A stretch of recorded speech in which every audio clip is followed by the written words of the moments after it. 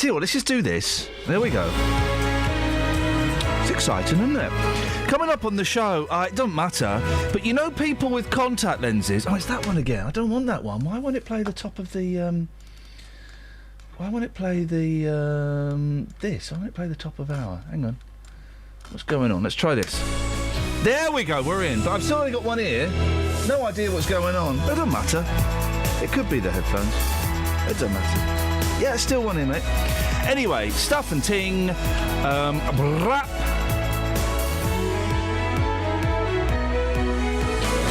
Local and vocal across beds, hearts and bucks. This is BBC Three Counties Radio.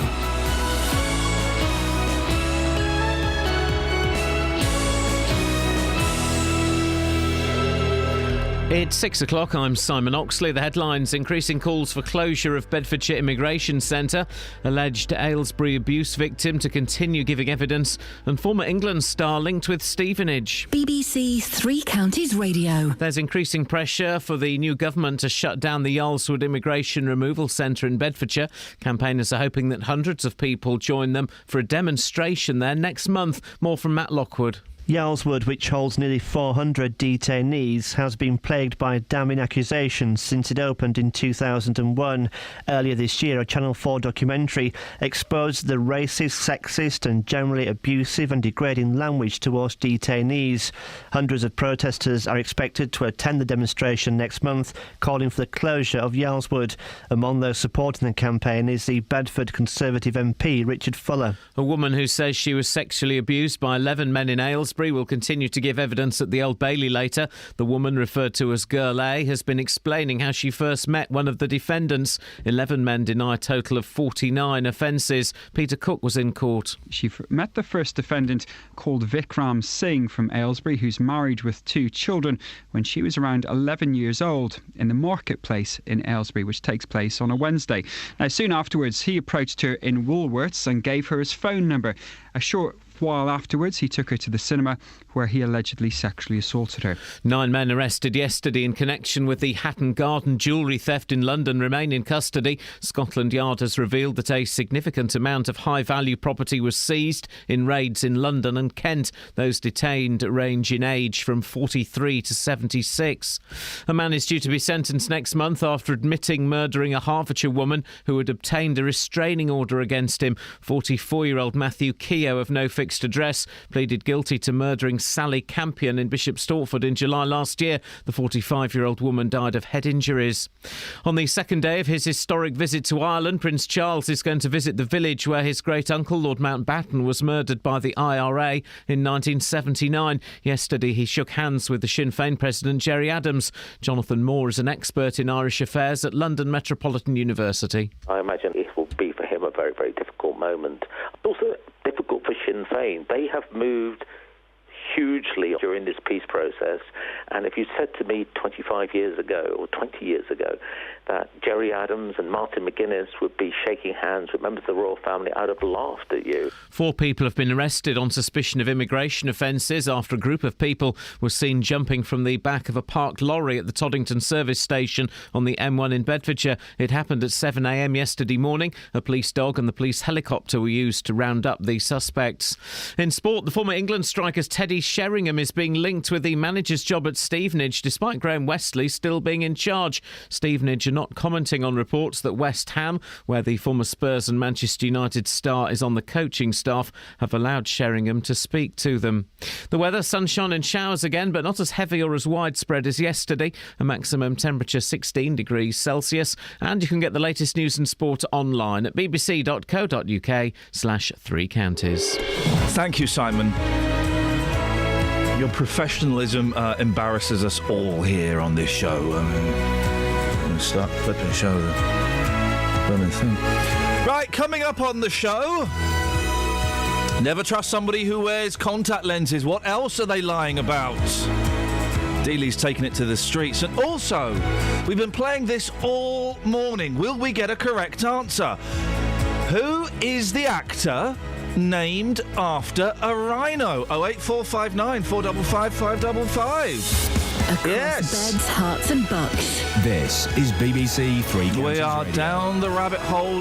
We've got a call on the quiz question. It's been going all morning. Good morning, Thomas. Good morning, Ian. How are you? I'm Thomas. I'm very, very well this morning. I tell you what's confusing me this morning, Thomas. And I know have you been listening all morning? Well, I was listening to the previous show.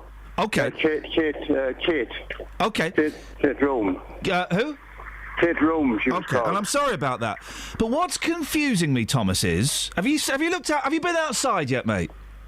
I am outside now. I'm just walking into work. Tell me what you see. I see See what you see. Maylands Avenue. Well, don't tell us the streets. I was doing Roy Walker. See what you see. I see green grass, Yeah. No. But look up. What do you see? sky, Yeah. What kind of sky? blue, Exactly. Sunny. sunny, very sunny. Yes. Blue, sunny sky. What's the temp like, Tom? About 56. And 56. it's cold, isn't it? Quite.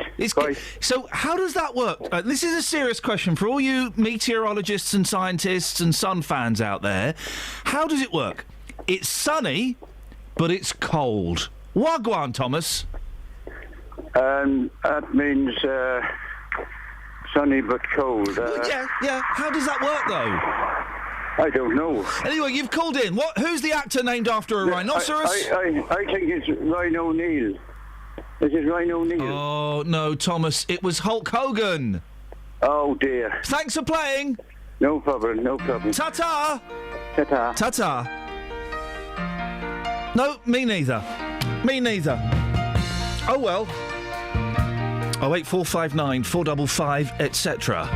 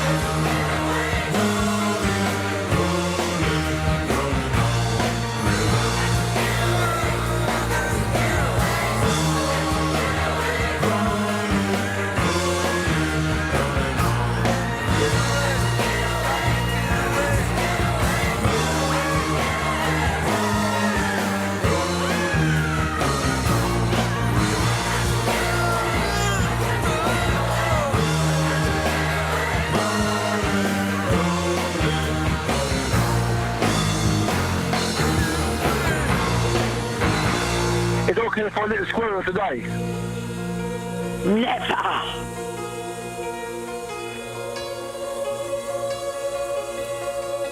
Good morning, sir. Daylight come and I wanna go home. Breaks my heart to see the city. Wonder why it ain't pretty. Oh, I wanna cry, wanna cry.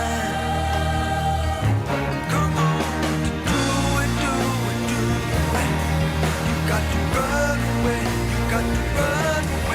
not giving it to you on a plate this morning, guys. You've got to work for it. You've got to work for it. No easy listening with us today. Morning, Iain Lee, BBC Three Counties Radio. Never trust somebody who has contact lenses. Pourquoi? I'll tell you shortly. But before that, campaigners are stepping up the pressure on the government to shut down the Yarlswood Immigration Removal Centre. A number of groups will be joining forces to demonstrate outside the facility in Bedfordshire next month. Meanwhile, investigations into 3 separate incidents involving alleged mistreatment of detainees continue. Catherine, you got more details? Yarlswood, we keep coming back to it. What's been going on? Yeah, it holds nearly 400 detainees. Since it opened in 2001, it's been dogged by some serious allegations. Now, last year, a mental health nurse spoke out about the way the women that are being kept there were being treated. Noel Finn told the BBC that personal problems are often written off as attempts to delay deportation and that some staff were behaving inappropriately towards female detainees. Here's what he told us about one woman in particular. I was told that an individual had gone into her room and had sexually interactions with her. The officer made it very clear to me that there was an investigation, and he made it very, very clear to me that she had been assaulted and that she had allowed it. It was one of those things which I was quite surprised at. You do not cross that line, it's as simple as that. They're vulnerable individuals. Now, one of our reporters also spoke to a former detainee, Celia, and she backed up Noel Finn's concerns. There was one guard, he came to my room and he touched me inappropriately, and I pushed him away and he left. But I later find out that he was actually sleeping around with other women. Then there was the Channel 4 documentary, wasn't there, that uncovered more abuse? Yeah, that was pretty recent. They used covert filming to expose racist, sexist and generally abusive and degrading language towards detainees. Now, you'll remember that some officers were shown referring to detainees as animals, suggesting they were evil and encouraging others to go in and beat them up. Now, that led to 2 officers being suspended. And more recently, another officer was suspended following a protest staged outside the bedroom of a Kenyan asylum seeker who was about to be deported. They were talking about use of excessive force in that case. All right, so it's against this backdrop that this demonstration is taking place? Yeah, hundreds of protesters are expected to attend the event, which is set to take place on June the 6th. It will be the biggest demonstration since children were held inside Yarlswood, according to the campaigners. Now, the main aims of this demo are to demand better treatment for detainees and actually the eventual closure of the centre. We're told it will be a peaceful protest with a festival feel. Pressure groups including Movement for Justice, Liberty and Women for Refugee Women are fundraising to arrange transport so protesters from all over the country can join in next month. Also, prominent political figures will be in attendance, ranging from the likes of Natalie Bennett, the Green Party leader, to Bedford's Conservative MP Richard Fuller, who will be speaking to you later on. And the Home Office, what have they said? We've had a statement. It's vague. Detention and removal are essential elements of an effective immigration centre system, but we are committed to treating all detainees with dignity and respect. We want to ensure that the health and well-being of all detainees is safeguarded at all times, which is why the Home Secretary commissioned the independent review of detainees' welfare by the former Prisons Ombudsman Stephen Shaw. So I guess we'll have to wait for the outcome of that review before the Home Office refuse to come on again and send us another statement, Iain. When everybody's heard about the bird.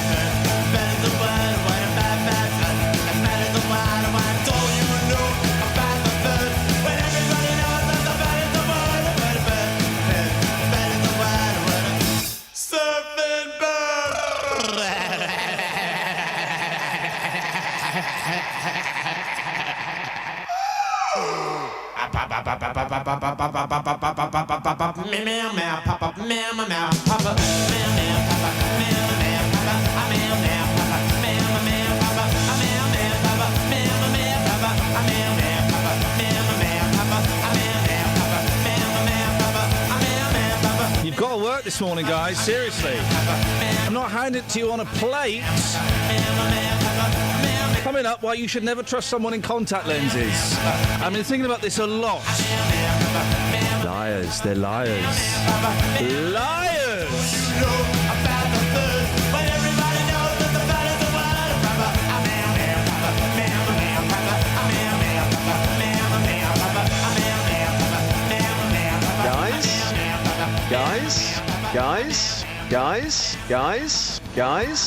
Guys. Travel news for beds, cards and bugs. BBC Three Counties Radio.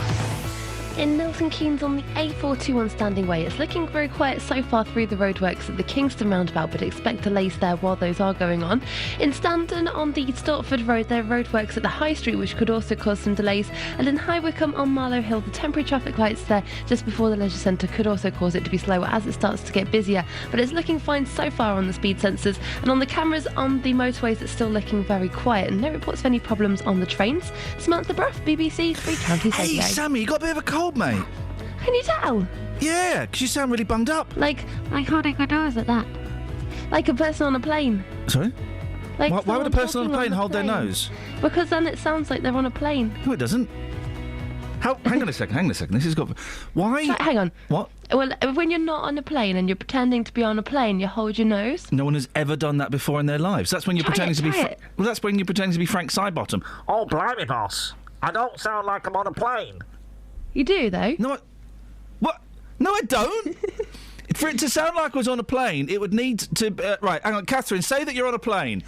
I'm on a plane. That's what it is. No, but you've got to do that, and the exit is on your right, and then you'll know. If you do that speech Hang on, that they do. the speech. They do the speech. No, but they're not holding their noses. That's because they don't need to, because they're on a plane. Flippin' heck, mate. I mean... What? Whatever cold medicine she is on, I want several of those rolled up into cigarette form, please. Wowzers. 6:17, we're down the rabbit hole. These are your headlines on BBC Three Counties Radio. Campaigners say they hope hundreds of people will join a demonstration at the Yarlswood Immigration Removal Centre in Bedfordshire next month. A woman who says she was sexually abused by 11 men in Aylesbury will continue to give evidence at the Old Bailey later. And the former England striker Teddy Sheringham is being linked with the manager's job at Stevenage despite Graham Westley still being in charge. Blimey! BBC Three Counties Radio.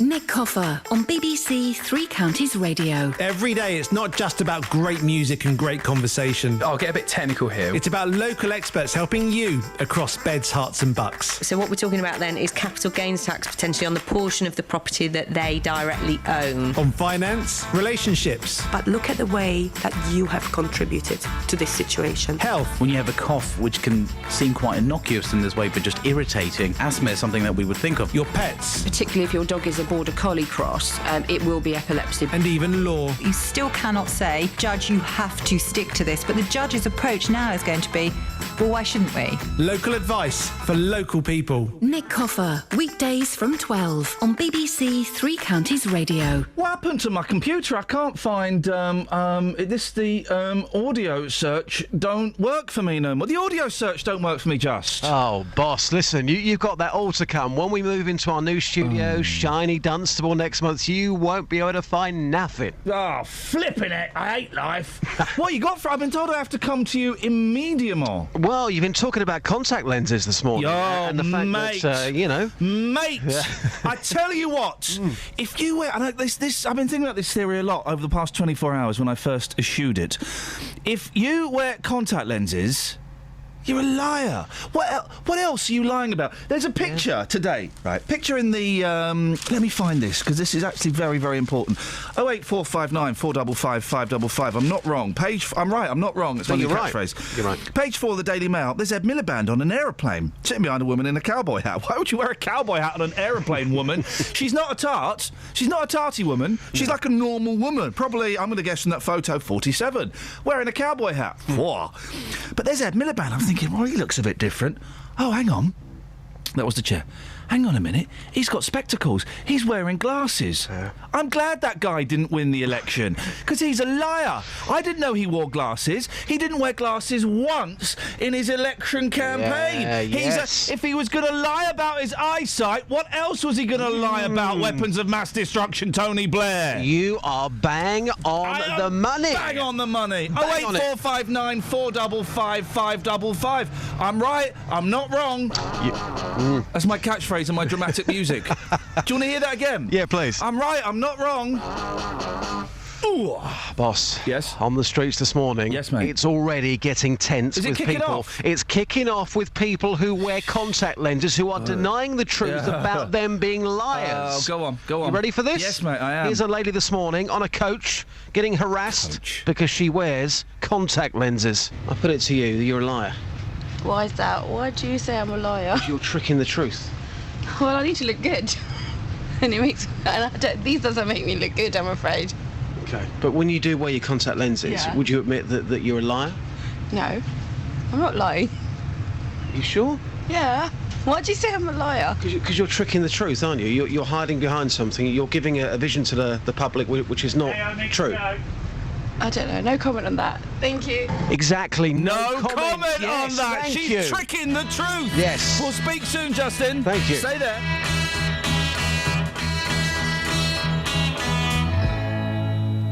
Oh, Mr. Pleasant, how is Mrs. Pleasant? I hope the world is treating you right, and your head's in the air, and you're feeling so proud, 'cause you're such a success, and the whole wide world is on your side. Hey, hey. How are you today? People say Mr. Pleasant is good, Mr. Pleasant is kind, Mr. Pleasant's okay, Mr. Pleasant don't mind, as long as Mr. Pleasant's alright. Hey, hey. How are you today? How's your father? How's your mother? How's your sister? How's your brother? How's your brand new limousine? 24-inch TV screen. Is you like prosperity more than you like poverty? Life is easier, so much easier. Life is easier now. Oh, Mr. Pleasant, how is Mrs. Pleasant? Did you know she was flirting around with another young man? And he's taking her out when you have to work late, and it's not so pleasant after all. Hey, hey. How are you today? People say Mr. Pleasant is good, just good, Tasty. just good, so pleasant, just a pleasant, as long as Mr. Pleasant's alright. Hey, hey. That's old news. Come here, give me a big cuddle. Alf, weed us some pet. Mr. Pleasant is good, Mr. Pleasant is good. It's a great hole. Mr. Pleasant's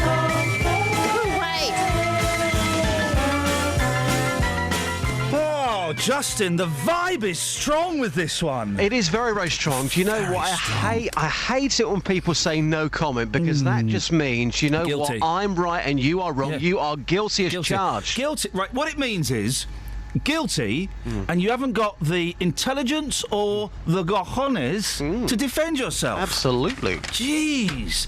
Before we start, Justin, one thing. Good morning, sir. Oh, that means a lot. 08459 455 555. Do you know a liar in your life? Someone who's tricking the truth? A contact lens wearer? Now, the RMT is... There's a lovely... strong phone in. Oh, mate, isn't it, though? Isn't it? And do you know what? The two women that I work with, the two ladies, they've got a bit of a cop on, and I've worked out why. Oh, are they wearers? They're both wearers. They're wearers. Yeah. You're truth tricksters, or as I like to call you, liars. I'd like to say that I don't mind if people know I wear contact lenses. But then why don't you wear glasses? But I can't get on with glasses. Oh, But what do you mean you it's not can't my get on with fault. glasses? It's not my fault. Contact lenses are clear. They're clear so I can see. What, glasses aren't? What do you mean your glasses aren't clear? Are you nuts? Kelly, we're going to have to end it there. We're going to have to end it there before you put forward actually quite a strong argument that I'll struggle to deal with. We'll come back to that after past, Justin. I think so. Glasses... Did Kelly Betts just say glasses aren't clear? Is that what you just said, yes? I'm going to be looking out for glasses on the streets this morning. Have they got mud across them or something? Kelly, why are you in such a bad mood? I'm not in a bad mood. All right. I'm just picking up a vibe. We'll talk to her after 6:30 about this glasses aren't clear nonsense she was banging on about. Say that. You did say that, didn't you? Didn't you? No. Why are you in such a bad mood? I'm not in a bad mood. Where do you keep your glasses? It is so close to my home. And oh! Now, the RMT is warning that train services could be brought to a standstill next week. Well, I've got a minute for this now. If planned strikes go ahead. The union is involved in last-minute talks with rail bosses in a bid to reach an agreement before members walk out. Dealey, what's the RMT's beef? Come on, what do you think this is over? It's over money, it's over pay. Network Rail, they've offered a pay package, but the RMT union says it falls well short of the sum required to maintain living standards. Well short. To maintain living standards, job security and working conditions for their members. Negotiations with the conciliation service, ACAS, they've been ongoing but unsuccessful in avoiding strike action so far. What's the plan, Just? Well, the plan is the strike action begins on bank holiday at 5 p.m. and it lasts for 24 hours. So that means commuters going back to work on Tuesday, they're going to have an absolute nightmare. And funny enough, I'm actually outside Luton train station at the moment. No signs as yet, but if this does go ahead on Tuesday, getting to work, that is going to cause all sorts of problems. I like the way you say, funnily enough, I'm outside a train station. Well, you're there because this is a story about you. It's not coincidence. Well, I just came down to didn't look at just the turn signs. up at the train station. There are no signs, boss. There are no signs. No, I'm asking you. Is Justin going to know the answer to this next question? Are they likely to find a resolution before next week, Just? What do you think? What's your personal vibe, mate? My personal vibe is no, I don't think they will. I mean, at this stage, it's not looking great. Network Rail, they're currently threatening another union, the TSSA, with legal action over their strike ballot, whilst the RMT ballot hasn't been challenged, and this will probably be seen as provocative to the unions during these talks. Which talks are these? These the conciliation talks. Thank you. Okay. Just... What? Oh, dearie me. Good morning, sir. We'll talk to you after 5:30 about liars and truth tricksters, if Yeah, I'm that's going to okay. go look for some more. Thank you, mate. Cheers. Yeah. You'll be able to tell them because they'll look suspicious. Yeah. Thank you. Cheers, Thank you. Justin. Bye. Ta-ta. Bye. Travel news for beds, cards and bugs. BBC Three Counties Radio. On the North Circular Road, queues are starting to build up between the East End Road Tunnel and the A1 at Handley's Corner, but looking at the M25, that's still moving very well and no reports of any problems on the M1 or the A1M. In Hitchin, though, on Stevenage Road, there's roadworks going on at Whitehill Road, which could cause some delays, and in Hemel Hempstead on Queensway, there's water mains works going on at Allendale, which could also cause some queues as it starts to get busier. Looking at the train departure boards, there's no reports of any problems there, but London Overground are reporting minor delays between Wilton Junction and Richmond because of freight trains faulty. Samantha Bruff, BBC Three Counties Radio. Samantha Bruff? Yes. Why are you doing Why are you doing the... This is weird. Can I ask you a personal question? Well, it's on the radio though. Yeah, well, but okay. Why are you doing the travel from an aeroplane today? What's that all about? Well, because I got to see the traffic from the sky. That's how it's done.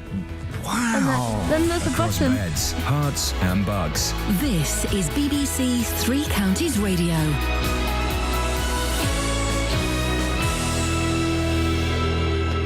It's 6:30. I'm Simon Oxley. Campaigners say they hope hundreds of people will join a demonstration at the Islewood Immigration Removal Centre in Bedfordshire next month. They're calling on the new government to close the centre. A woman who says she was sexually abused by 11 men in Aylesbury will continue to give evidence at the Old Bailey later. The 11 men deny a total of 49 offences. 9 men arrested yesterday in connection with the Hatton Garden jewellery theft in London remain in custody, and 4 people have been arrested on suspicion of immigration offences after a group of people were seen jumping from the back of a parked lorry at the Toddington service station on the M1 in Bedfordshire at 7 o'clock yesterday morning. Three Counties Sports. BBC Three Counties Radio. The former England striker Teddy Sheringham is being linked with the manager's job at Stevenage, despite Graham Westley still being in charge. More from Jeff Doyle. Reports suggest that West Ham have allowed Sheringham to speak to Stevenage about the manager's job at the Lamex. The former Manchester United and Spurs forward is currently an attacking coach at Upton Park. If he were to be given the job, it would be his first management position. Current Stevenage boss Graham Westley is out of contract at the end of this month. He told Three Counties Sport after the semi-final playoff defeat last week that he might not be at the club next season. Stevenage aren't commenting on his position. Raheem Sterling won Liverpool's Young Player of the Year award at a ceremony last night. Just 24 hours after it emerged he was asked to leave the club. Some fans booed as he left the stage. Spurs striker Harry Kane is expected to be named in the England under-21 squad this morning for this summer's European Championships. And there's one Premier League game this evening as Arsenal host relegation threatens Sunderland. In cricket, England complete their preparations for the first test against New Zealand, which starts tomorrow at Lord's. Caretaker coach Paul Farbrace says he'd like the job full-time. It'd be very hard to say no to it, wouldn't it? It really would. When I took over a week or so ago, obviously it was in difficult circumstances, and I was very disappointed for Peter that, he was moved on. But you're in a situation where you're working with your national team. I left the Sri Lankan job to come back to England because I wanted to work with the England cricket team. And in rugby, coach Stuart Lancaster names his England World Cup training squad this lunchtime. Saracens teenager Maro Itoje is set to be called up just a year after playing for Old Albanians in St Albans. BBC Three Counties News and Sport. The next full bulletin is at 7. We set foot in America one fine October day, sailing into Baltimore, well everything's okay. New buttons on your jacket, shining like the brand new diamonds, glistening in the sunlight, blistering my eyes. When you said that you loved me, I knew it wasn't true. I've 100 unread messages, but not a single note from you. You zoomed up to Philly, they taught you to make maps. They conversed you with piety and pitied any lapse. So you stormed into Pittsburgh and waited for the water to rise. Set sail down the Ohio with a lost tribe on your mind. When you said that you loved me, I know it wasn't true.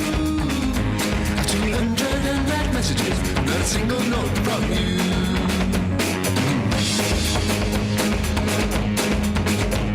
As Hurricane Charlie was gathering pace, at night instead of eyelids I saw pictures of your face, smiling in the moonlight, shining in the golden hour, bluffing round America, seizing every hour.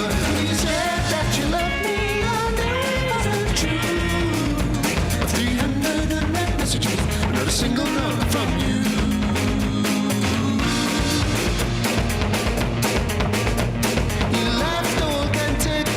Sail to the west, stopped in Cincinnati, dined with all the best, reached the Mississippi, took another new Madrid, fell into the maiden's arms, malaria on your lips. When you said that you loved me, I knew it wasn't true. 400 unread messages, not a single note from you.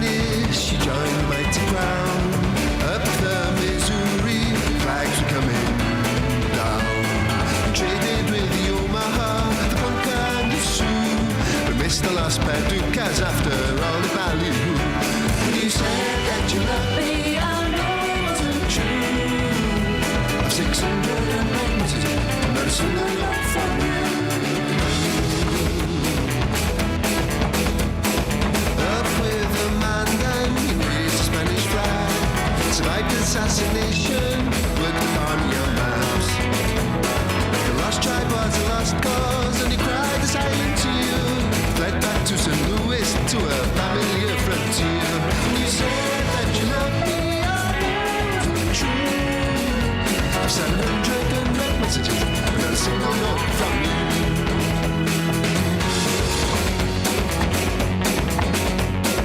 Down in New Orleans, the church. Morning, guys. Iain Lee, BBC Three Counties Radio.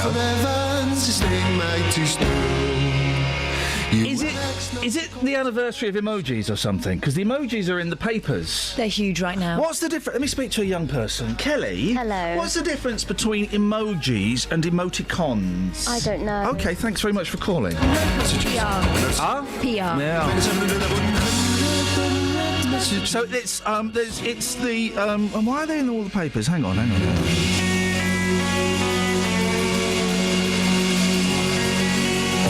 Okay, doesn't matter why they're in the papers, but they're in all the papers. And the Mirror here have got the 25 the best, craziest, I don't know, emojis. And there's a picture of a pile of poo is at number 3. Can seem the most pointless icon. Not if you've got 2 young boys, it can't. But it's often the most useful. If I say you're at a bad party and someone asks how's it going, you send that. The crystal ball, praying hands, tax. Now, the thing about emojis, they're racist. Because they're not on all shades. Well, there's an Indian man in a turban. I've not seen a black woman. I mean, I've seen a black woman... You know, in real life. Not an emoji. There's not... Kelly's checking now. There's not a black... No, I'm not checking. I know there isn't. Huh? But apparently they're going to bring some out. Yeah. Well, why is it taking so long? People power, obviously. But emojis are racist. That's why I refuse to use them. Is it because they're invented by the Japanese? Well, the Japanese are very racist. The Japanese, they sell these things, OK? I had to buy some pants in Japan. And they sell these things, and then they're called black man pants. Oh. No, honestly. And what do? They enhance. They enhance. Mm-hmm. And the Japanese are a very racist But is it country. because they're not very integrated over there? Yeah, but they're not very integrated because they're racist. Right. That's ipso facto, half must be. But that's why I refuse to use emojis. I will not condone any racist organisation or telecommunication system. So, no thanks. Not at all. OK, it's all right. So they're bringing in a black man. Chinaman? Don't think so, mate. Don't think so. It's just outrageous. Who is this? I mean, technically, there's no white people. I mean, they're all kind of beige, aren't Let me have a look. No, well, they're yellow, aren't they? Let me have a little look. Hang on a second. They're beige. Beige? They get shades of beige and yellow. Let me have a little look here. I'm going to send a emoticon. I thought there was a light brown. Let me go to me emoji. Right, so there's yellow. There's a Sikh. No, there are white people. Yeah. White, red, yellow, dead... Alien. They've got aliens, fingers, couples. They've got old people. Oh, Kelly's just sent me a text. Thank you, mate. They've even got soldiers. They've got gay couple. There we go. Soldiers, shoes, but no black people. Racist emoticon emojis. What you got in the papes? Do they make waterproof hearing aids? I hope not. Well, I don't want deaf people swimming. No, not deaf people. Seals. Oh, is he still around? Hey, here's the thing. Sorry. You know, we're talking about truth tricksters, the liars that don't wear glasses, and they hide the fact that they're short-sighted by wearing contact lenses. And it just makes you think, as I'm sure it makes both of you think, if you had the common sense, what else are they lying about? Tony Blair probably wore contact lenses, weapons of mass destruction. Right? It was a lie.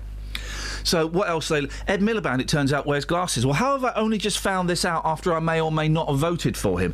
I should have known that before. OK, Chuka Umunna probably wore glasses. That's why he pulled out of the Labour leadership thing, because he thought, oh, blimey, they're going to find out I wear contact lenses. So, I wear contact lenses. Oh, Would you like me to wear a T-shirt that says I wear contact lenses? I'd like you to be honest and wear glasses, mate. Well, supposing you're wearing a T-shirt saying I wear contact lenses, ironically, you've never even heard of the Ramones. My face is too small for glasses. What do you mean, so stupid? I look like Look Who's Talking. No, they make them for babies. They could probably make you a pair. You look like Despicable Me. Minions! So why was I saying that? Because I wear them as well. Oh, no, because we went swimming the other day. Uh-huh. That's handy if you've got contact lenses in. Oh, no. Impossible if you've got specs on. There was a fella in the swimming pool with glasses on. thought That's crazy behaviour. I thought that is some form of deviancy. Are you isn't sure it it? wasn't goggles? Did he have the goggles on over the glasses? No, he didn't. He was wearing glasses. I thought, you weirdo. Anyway, please continue. Seals and that. Yeah. The noise from building offshore wind turbines could be damaging the hearing of seals. Who cares? according to scientists. Who cares? What I mean, all they're going to hear is oh, oh, oh, oh. Anyway, What? That's the builders as a hot young lady walks past. Ecologists tagged 24 seals with devices that relayed their location and diving behaviour while turbines were being installed in the Wash off England's east coast in 2012.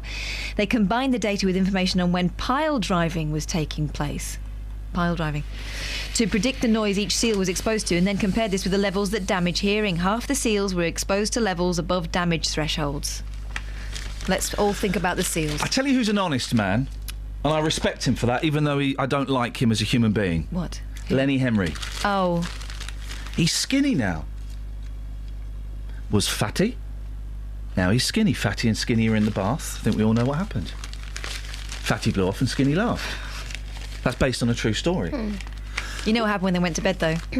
No. Fatty rolled over and Skinny was dead. Yes. So it all ended badly. Tragic. I didn't know there was a sad ending to that story. I wish I hadn't brought up Fatty and Skinny. How's Fatty now?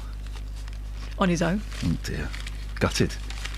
Well, obviously not. He's Fatty. It may be the impetus to lose some weight. We're not in any way suggesting that Lenny Henry has ever killed anybody or blown off in a bath. That is not in any way what we're But suggesting. we've all seen him in bed. What we're suggesting is he's lost a lot of weight, and I've got to say, Lenny, well done. Well done. That's honest of you. We've seen the true Lenny Henry. It's a thin man. Do you know what I mean? That was the thin man inside the fat man. You got it. And also... There was just the one. Oh, this is interesting. Funny man, Lenny Henry. I did not know that. Funny man. Of course I did. Delbert Wilkins. Okay. Theophilus P. Wildebeest. Delbert Wilkins radio show. Okay. I don't know if it was Delbert Wilkins that did that. We went to see the Delbert Wilkins radio show being filmed once. Is it good? No, it was Delbert Wilkins. It's like totally wicked. That was Delbert Wilkins. Right.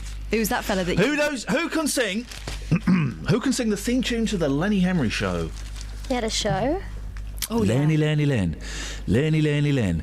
Lenny Henry show. Then there's a bit. Ba-down, ba-down, ba-down. Break the 4-minute mile.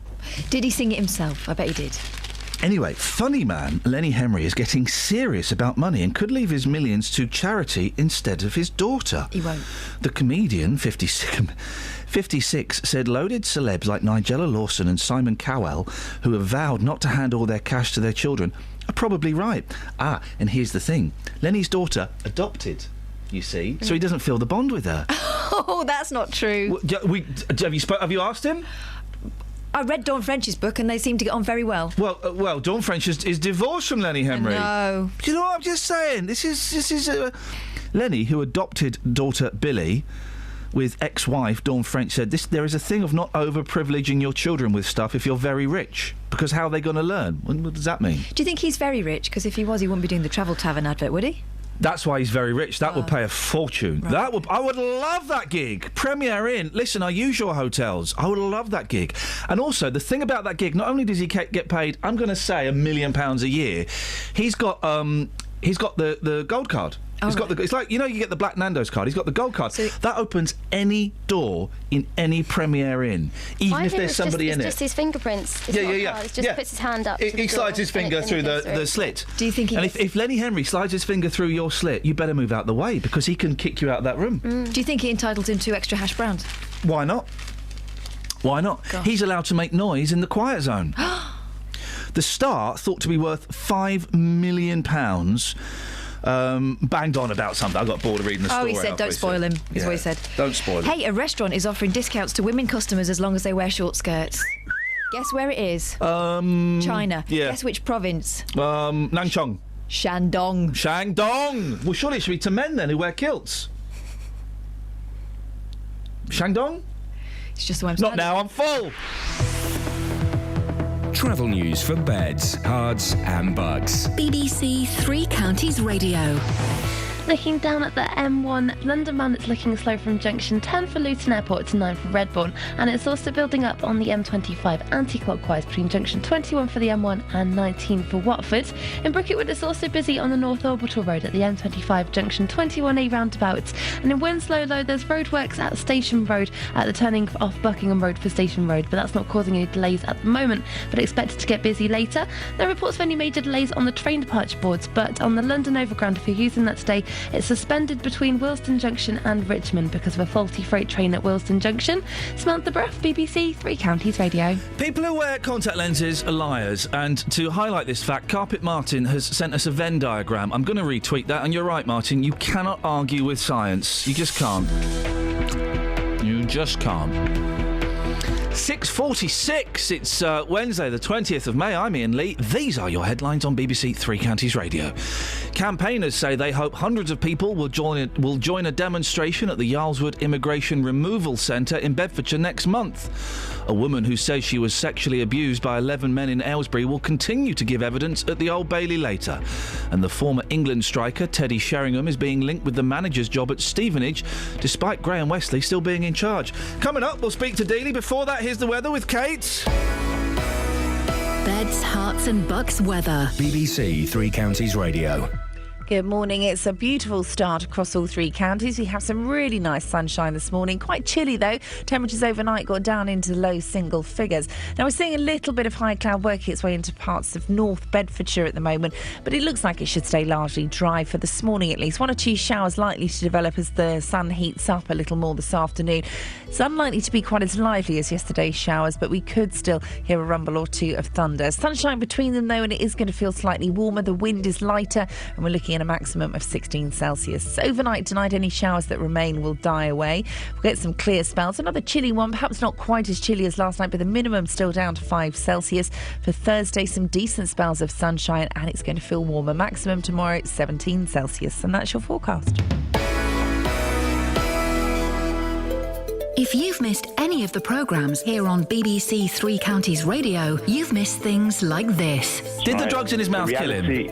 No, they didn't. Okay. Did they play a part in his death? He had 4 glasses of champagne, 2 bottles of wine, 4 cocktails. What's 2 French? I have a feeling it was a cocktail as well. But there is a way you can hear it all again. And Renata Blower, you have just allowed the first ever nurse to be funded for Great Ormond Street who will deal specifically with children who have undiagnosed conditions. bbc.co.uk/Three Counties Radio. Well, the Police and Crime Commissioner for Bedfordshire, Ollie Martins, joins me in the studio. Were you wrong to go ahead with this referendum? But what was the alternative? As I've said, that was not a situation that I was prepared to just sit there and do nothing about. Allowing you to listen to what you missed. bbc.co.uk/Three Counties Radio. Controversially, I'm being told, Justin, that there are black people on emojis. You have to hold your finger over the white person. Oh, dearie me. Have we learnt nothing? No, it's not. It's certainly not working on mine. Let's try this white baby. No, white baby. Just white baby. That's all there is. Just your white phone's baby. racist. I've got a racist phone. Yeah, deal with it. Well, I'm going to get rid of that. There we go. Chucked it away. It's gone. You all right, Just? I'm fine, boss. Yourself? Oh, mate. You know what? I'm really tired now. First 48 minutes of the show, blinding. Bit tired now. Oh. Yeah, I think I'm going to pack it in. Somebody get you a nice little cough. Hey! Someone get me a nice little clown. The clown, by the way, was 75 last week. Happy birthday to the clown. And you know, I know it was on Friday last week, and to celebrate, I went to the Burger King. Oh, did you? Yeah, I did. Yeah. I did. I thought I'd give them a little bit of support. Well, they're British, aren't they? Yeah, they are. They don't have a royalty in America, so it must be. Justin. Yes. Liars. Yes. Do you know what? I've got proof. Yeah. I have got proof. Earlier on, we spoke to a lady who wears contact lenses. We know they're liars because they're tricking the truth, aren't they? Yes, truth tricks. And she said to me, no comment. That means, my darling, you are guilty. Well done. Yes. So I spoke to a lady a moment ago who also wears contact lenses. Oh, yeah. And this is quite refreshing. Take a listen to this. We're saying this morning that people who wear contact lenses, that they're truth tricksters, that they're liars. What would you say to that? Yes, I'd agree. You would agree you're a liar? Yeah. I'd rather not do this, sorry. Well, no, I think we've got enough, actually. Thank you very much. Shocking. Straight out there. Wowzers. Extraordinary stuff. Wowzers, mate. Straight out there, yes, I wear contact lenses, I'm tricking the truth, I'm a liar. Busted. There you go. Absolutely. She regretted that as soon as she said it, didn't she? She did, yeah. Didn't want to speak about it anymore. Sorry, but those were your words and not mine. Justin, we'll speak to you later. Oh, I did. Here's a. There's a thing in the papers, right? Yeah. Page 21 of the Daily Mail. Yeah. Right. Hang on a minute. 4 in 10 think there's too much swearing on TV. Oh, that again. Flip it on its head. What does that mean? 6 in 10 think there's not enough swearing on TV. There's not, I don't have a problem with swearing on television. Well, I think, sometimes when it comes to swearing, as long as it's not too forced, if it's natural, for argument's sake, EastEnders. Now, in the East End, they all swear. So that programme for me is not real. I know it's a soap, but it could be a lot more real if they were to swear in that programme. Well, there's also this from the same report: 1 in 5 no to TV sex, which means the rest of them are all up for it. Yeah. There's too much swearing on TV, say 4 in 10 viewers, while a third believe explicit sex should be banned. Well, hang on a minute. I've never seen explicit sex on TV unless I've hooked up the internet to it.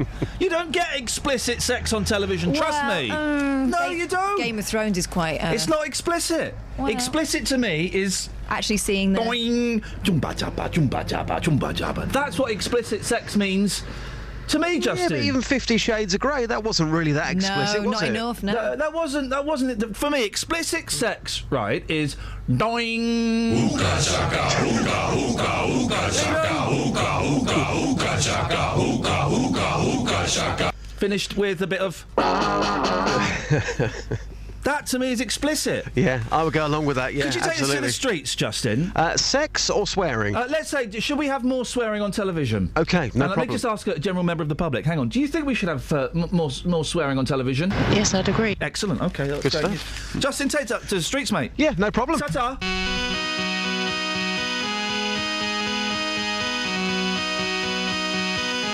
That's old news.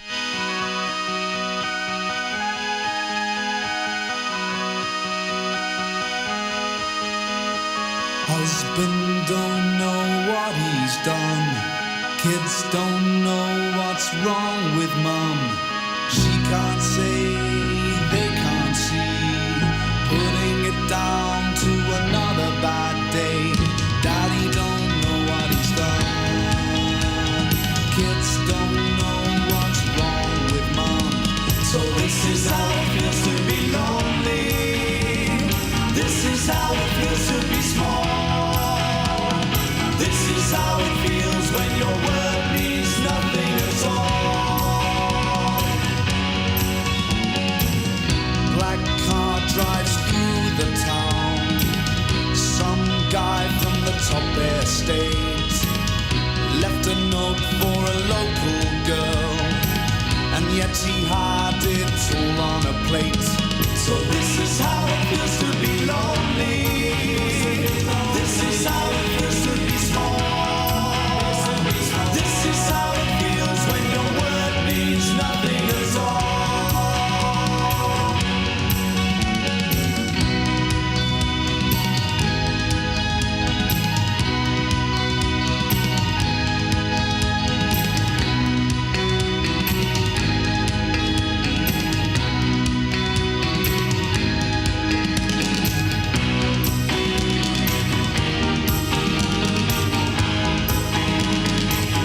That's old news. Yes, I'd agree. I got my bottom flat. Tough, mate. Husband don't know what he's done. Kids don't know what's wrong with mum. She can't say, they can't see. Putting it down to another bad day. So this is how it feels to be lonely. This is how it feels to be small. This is how it feels when your word means nothing at all. So this is how it feels to be lonely. This is how it feels to be small. This is how it feels when your word means nothing at all. There should be more swearing on television. 08459 455 555. And the worst liars when it comes to the contact lenses are the ones that wear like lizard eyes, or they change the colour of their eyes. Are you nuts? Eternal. They did it all the time. Oh, well, it's hence the name Eternal, yeah. Yeah. What you got? We could break the NHS with this information. Do I say it anyway? I think we've broken it anyway, haven't we? Thousands of parents have discovered that they could be getting children's medicines such as Calpol and head lice stuff free from chemists on the NHS. You don't even have to go to the doctor. Blimey. A Facebook user posted details of the NHS's minor ailment scheme. It's been going on for 10 years. I didn't know about it, did you? Under this 10-year-old service, those exempt from NHS prescription charges, including children, can get free treatments from a chemist without having to go to the doctor. So Calpol, eczema, nappy rash cream, head lice stuff, you could get it all sorted out by the chemist for nothing. You should pay for it. Well, I think morally... Pay for it. Morally, you probably should. Pay for it. Kelly, you should be paying for your Calpol and your rubber johnnies. Yeah, that's right. See. Good. I have to get them free for medical reasons. For everyone's protection. What do you mean everyone's protection? I mean, Jeez, that sounds a bit creepy, doesn't it? 08459 455 555. I don't want to dwell on it because I got a bit bored of it yesterday. I think I think the bakery was right to say no to the gay cake. I think they were right to say no. They didn't want to write that message. What if they'd have had a moral objection to a mixed race marriage or something? I think it's any business's right to turn down business. Mm-hmm. They don't agree. Okay, well, so all right, fine. Okay. Their mistake was telling the people why. Yeah. Okay. So, supposing I run a bakery. Oh God. And I make cakes and I decorate cakes. I don't want any of your cake. Okay. And then a bunch of racists come in and want me to put a racist slogan on the cake. I've got to do it. That's I've got to illegal. do it. No, because that's hate speech. No, it's not hate speech. Yes, it is. No, it's not hate speach. What are they asking specifically to go on a cake? All right, send them back. Right. Inflammatory language. But it's not promoting violence, and that would be the thing. So I've got to make a cake for some skinheads that says send them back. Under your argument, I do. No. Why? No, because... Why can I say no to that, but I can't say no to, what was it? Support gay marriage. Discrimination on the basis of someone's sexuality or race is illegal. But it's not... as found in that court. But you've not answered the question. Why can I then turn down send them back? Because you can discriminate against someone for having racist views. It's not racist. Or for... It's not racist. Using your equipment to further a hate-filled It's not message. racist. It's just about Amazon's return policy. OK, well, what I'd do is I say there's some quite good tutorials on YouTube if you want to make your own cake. Well, you should have said that to the gays. You see, you've got the argument, doesn't it? It does work. You just shaking your head and going, it does work. Well, you pointing at me and raising your voice doesn't work. If I genuinely think that you should, if you're a business, I turn down work that I don't want to do. Unfortunately, I couldn't turn this down, although there's still time. I turn down work I don't want to do for whatever reason. I think the mistake they made was saying why. Oh. Legally, the mistake they made was exactly. that. I mean, obviously, the big mistake they made is being bigots. But the legal mistake they made was open themselves up to a illegal discrimination case. I think if you run a bakery or if you run any business, you should be able to turn down people that you don't want to provide a service for. Yeah, but then don't mouth off about your beliefs if what you're believing is illegal. Okay, so if I turn down a racist cake... It's not illegal to turn down a racist cake. Racist cake. I think the law would be behind you. What cake would racists want? Victoria Sponge. They wouldn't want a chocolate cake. Well, they wouldn't, would they? Travel news for beds, cards and bugs. BBC Three Counties Radio. It's slow on the A1M southbound at junction 7 for the A602 at Stevenage, and the M1 towards London is looking busy from junction 10 for Luton Airport Spur Road to 9 for Redbourne. On the M25 it's also slow between junction 21 for the M1 and 19 for Watford, and it's slow on the M25 junction 21A roundabout on the North Orbital Road. In Ware on Hertford Road there's roadworks going on at Scots Road, so that could cause some delays, and having a look at the train departure boards, the 7:31 service from Bedford to Bletchley has been cancelled. Also on the London Overground it's suspended at the moment between Willesden Junction and Richmond. Samantha Bruff, BBC Three Counties Radio. Sammy, thank you. So, yeah, we should have more swearing on television. I think that couple were right to say no to the gay cake. And contact lens wearers are dishonest liars. OK? Deal with it. Local and vocal across beds, hearts and bucks. This is BBC Three Counties Radio.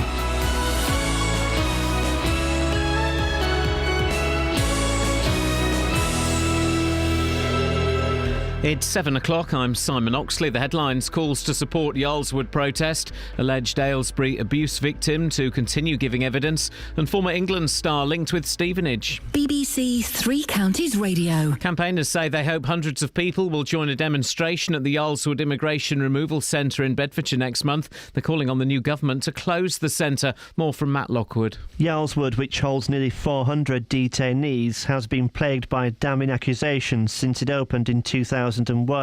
Earlier this year, a Channel 4 documentary exposed the racist, sexist and generally abusive and degrading language towards detainees. Hundreds of protesters are expected to attend the demonstration next month, calling for the closure of Yarlswood. Among those supporting the campaign is the Bedford Conservative MP, Richard Fuller. A woman who says she was sexually abused by 11 men in Aylesbury will continue to give evidence at the Old Bailey later. The woman, referred to as Girl A, has been explaining how she first met one of the defendants. The 11 men deny a total of 49 offences. Peter Cook has been in court. She met the first defendant, called Vikram Singh from Aylesbury, who's married with 2 children, when she was around 11 years old in the marketplace in Aylesbury, which takes place on a Wednesday.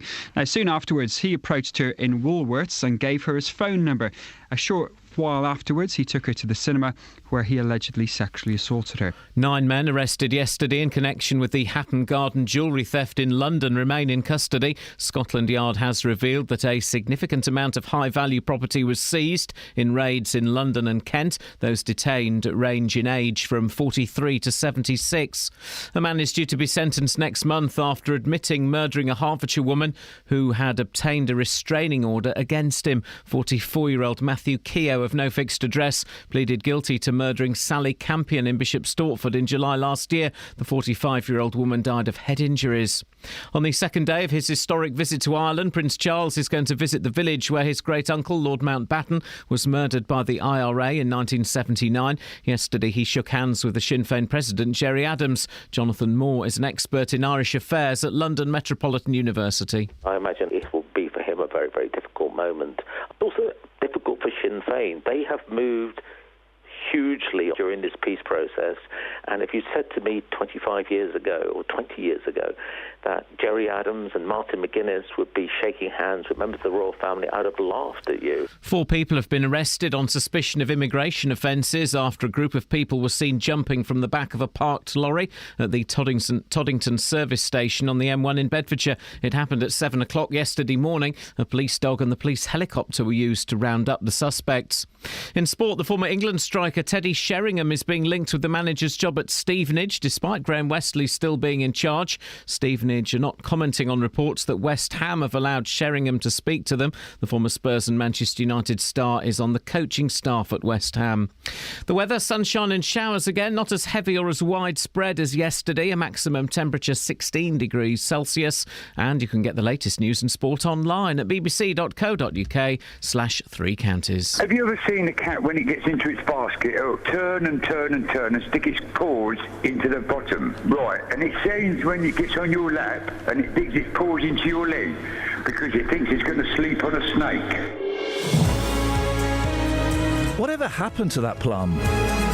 Dave Luton, come back, all is forgiven. You don't owe us money. We think that's why he stopped calling, because he thinks he owes us a tenner for a T-shirt. I mean, I'm happy to swallow that up. Dave, give us a call. Your fans are desperate to know that you're still spouting complete and utter guff. More swearing on television. Contact lenses. Gay cakes. 08459 455 555. Across beds, hearts and bucks. This is BBC Three Counties Radio. We'll come to the Texas in a bit.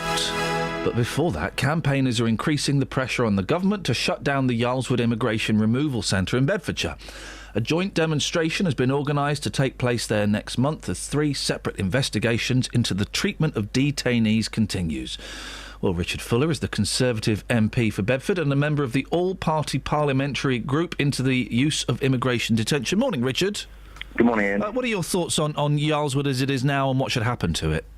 Well, I think Yarlswood should close, but I think that closure should be part of a wider reform by the Home Secretary about the use of detention in managing immigration. I think it's become a default position from the Home Office, and I think it raises very serious concerns in a number of areas. The government is making no moves to close these detention centres, is it? What is the official stance from the Conservatives? Well, I think the last coalition government, much like the government before it, had used detention as an essential part of managing immigration. Under the previous Labour government, we had detained children. Under the coalition, not many changes were made, but we had a report by an all-party group of MPs led by Sarah Tether, and we concluded that it was time for a substantial review of immigration detention. It's very expensive to the taxpayer. It's not particularly effective in managing removals from the country. And as we've seen from Yarlswood here on our own doorstep, it can create circumstances where some very severe challenges are made to our senses of justice.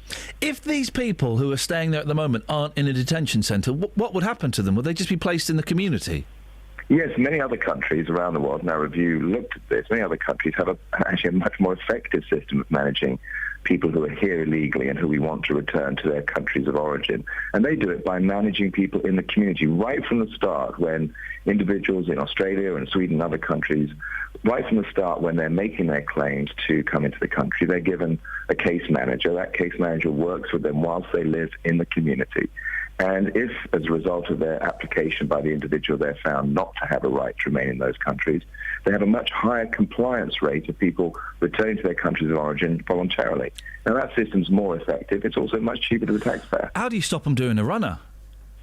Well, people will always do a runner, whatever the circumstances. Well, they can't if they're in a detention centre, can they? Well, no, that's a fair point here. And I think there's no question that when you're at the point of removal, when someone's fully exhausted all of their claims and there is the opportunity for them to go back, that you can have a removal centre. And what we said in our report was not that you should get rid of detention entirely, but that you should limit the amount of time that someone can be detained. If you pass a criminal sentence on someone, they know what their term is going to be. But in immigration, people can be detained indefinitely. They just don't know when they'll be released or when they'll be returned. We think we should call a limit on that of 28 days so it can be effective in removal, not ineffective just detaining people at high expense. Well, why can't you keep these detention centres but just impose that limit, so speeding the whole process up? Well, you could do that, but what that would mean is that the vast increase in the estate of detention centres that started under the last Labour government and continued a little bit under the coalition should be reversed. And in fact, the previous immigration minister, James Brokature, under the last government, he's also going to be the minister in this government, he announced a halt to a new detention centre. So I think there are signs of hope that the Home Secretary and the Home Office under this government will listen to the pleas of campaigning groups like Women for Refugee Women, Yarlswood Befrienders and others, to say that we need a change in our policy. And I think for many people who want to be tough on immigration, like myself, we also want to make sure that our country is still standing up for those essential principles of British justice, and reforming and reducing detention in immigration is part of doing that. And what about those people? I imagine there would be several Conservative supporters who wouldn't want asylum seekers living in their community. How would you appease them? Well, first of all, I'd say that many asylum seekers already do live in the community. And the point here is the continuing effort to get control of our immigration system, which was out of control a few years ago. Thousands of people, hundreds of thousands of people lost in the system. It's even worse now. It's been even worse since the coalition, isn't it? No, that's not fair. There's certainly the number of the amount of immigration has gone up slightly over the last few years, but the issue of the people who are already here and managing their cases and their right to remain here, progress has been made on that. But we're dealing with about 500,000 people left in 2010. with no real understanding of where they are, what their rights were. It does take time, and we're dealing with human beings. And I think Conservatives, like other people, recognise that when you're trying to get a policy under control, you are also dealing with human lives, and you want to make sure they're dealt with fairly. And most of all, you want to make sure taxpayers' money is used effectively in doing that. How long do you think it will take, Richard? Because you've had 5 years, and one thing I've noticed in the last couple of weeks is that members of Parliament, Conservatives, are still blaming the Labour government. That was 5 years ago. When do you guys start taking responsibility? Well, I think governments take responsibility from day one, and we do take responsibility, but you're also saying, what are you taking responsibility for? It's trying to get control of a system where we have people who are left here unaccounted for decades. And what we've tried to do over the last 5 years is reduce that number. That's been done very significantly by the Home Office. And now we're dealing with the fact that people have gone through all of their appeals. How do you manage people's return to their countries of origin? And in that process, the use of detention centres like Yarlswood is an extremely expensive way of doing it. We've seen through our report that there are other countries that have more effective ways of doing it by managing people in their community, more likely that they'll return to their countries of origin, lower cost to the taxpayer, and as we've seen from Yarlswood, less chance of people being abused, subject to abuse, by being detained indefinitely. Richard, really interesting talking to you. Thanks for your time. Thanks, Ian. Thank you very much indeed. Richard Fuller, Conservative MP for Bedford. Call 08459 455 555. BBC Three Counties Radio. I've been listening to a lot of politicians on various radio stations, and they're still doing the legacy we were left with after the Labour... That was 5 years ago, guys. I mean, I know it was a coalition, so there was compromise, but how, you're going to say that, the legacy left by the Labour government in 1979, how far... When do you start taking responsibility and saying...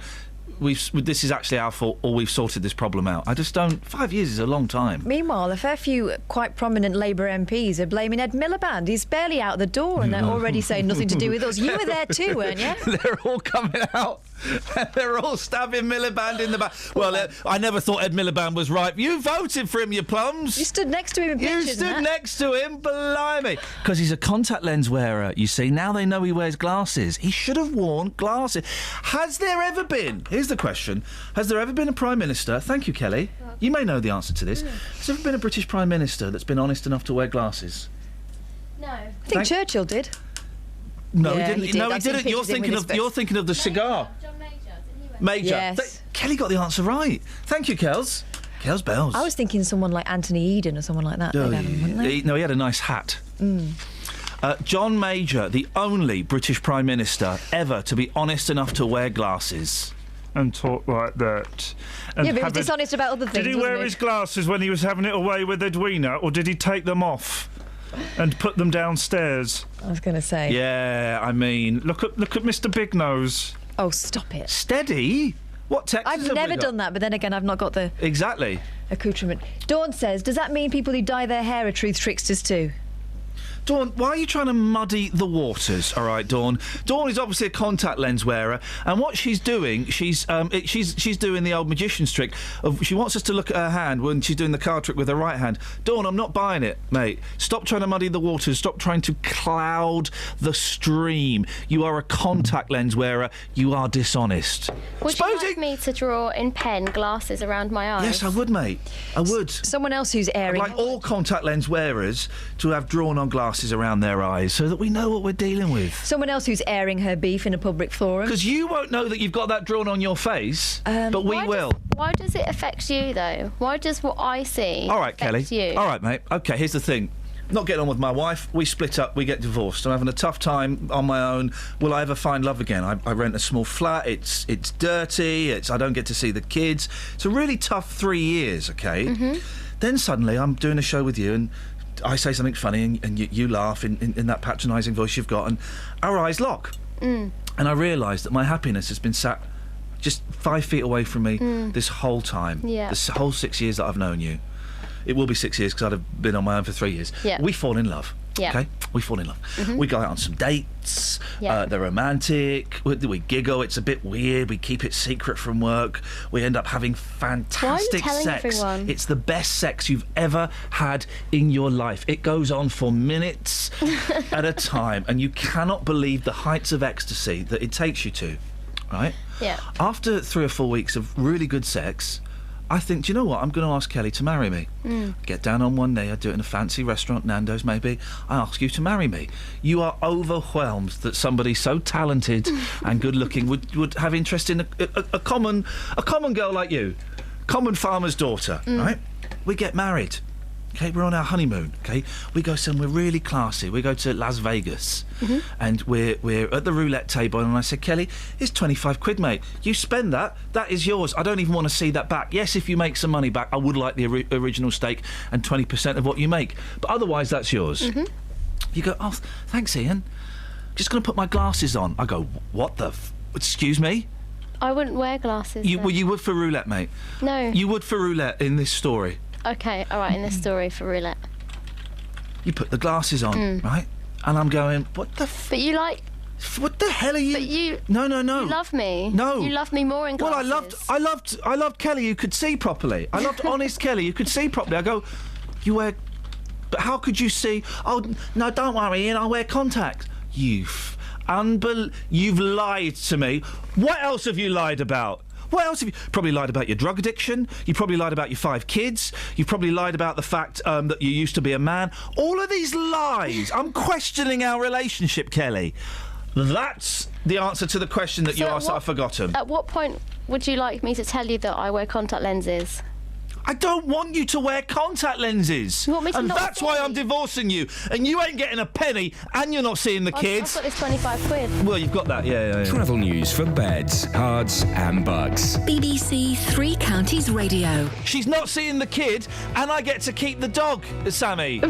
How you... And who... All right, hang on a second. Let's sort this out. So me and Kelly are getting a divorce. Whose side are you on, Sammy? Oh, well, Kelly's. What? She wears contact lenses. Well, it's a bit strange because you've got to put your finger in your eye, but if you've got the brave enough to do that, then what else are you brave enough for? Well, OK, do you ever wear contacts? No. Good. So that's something, Sammy. Carry on with this and I'll see if I renew your contract. OK. The A1 is partially blocked in both directions between the M25 junction 23 for the A1M and Boreham Wood.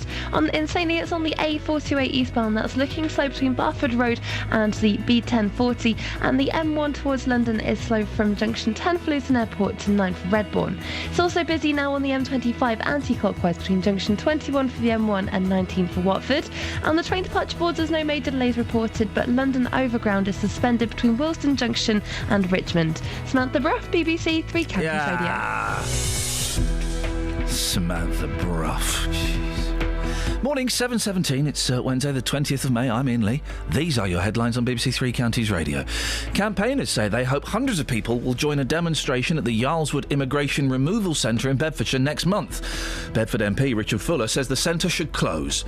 9 men arrested yesterday in connection with the Hatton Garden jewellery theft in London remain in custody, and the former England striker Teddy Sheringham is being linked with the manager's job at Stevenage. BBC Three Counties Radio.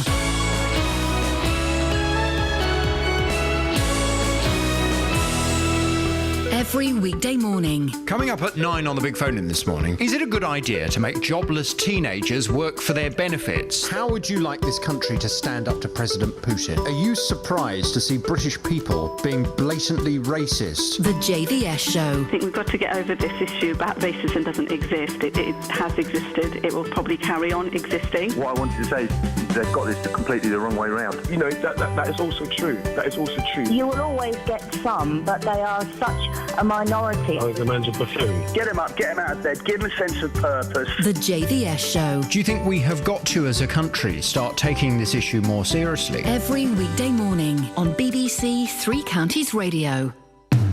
Call 08459 455 555. BBC Three Counties Radio.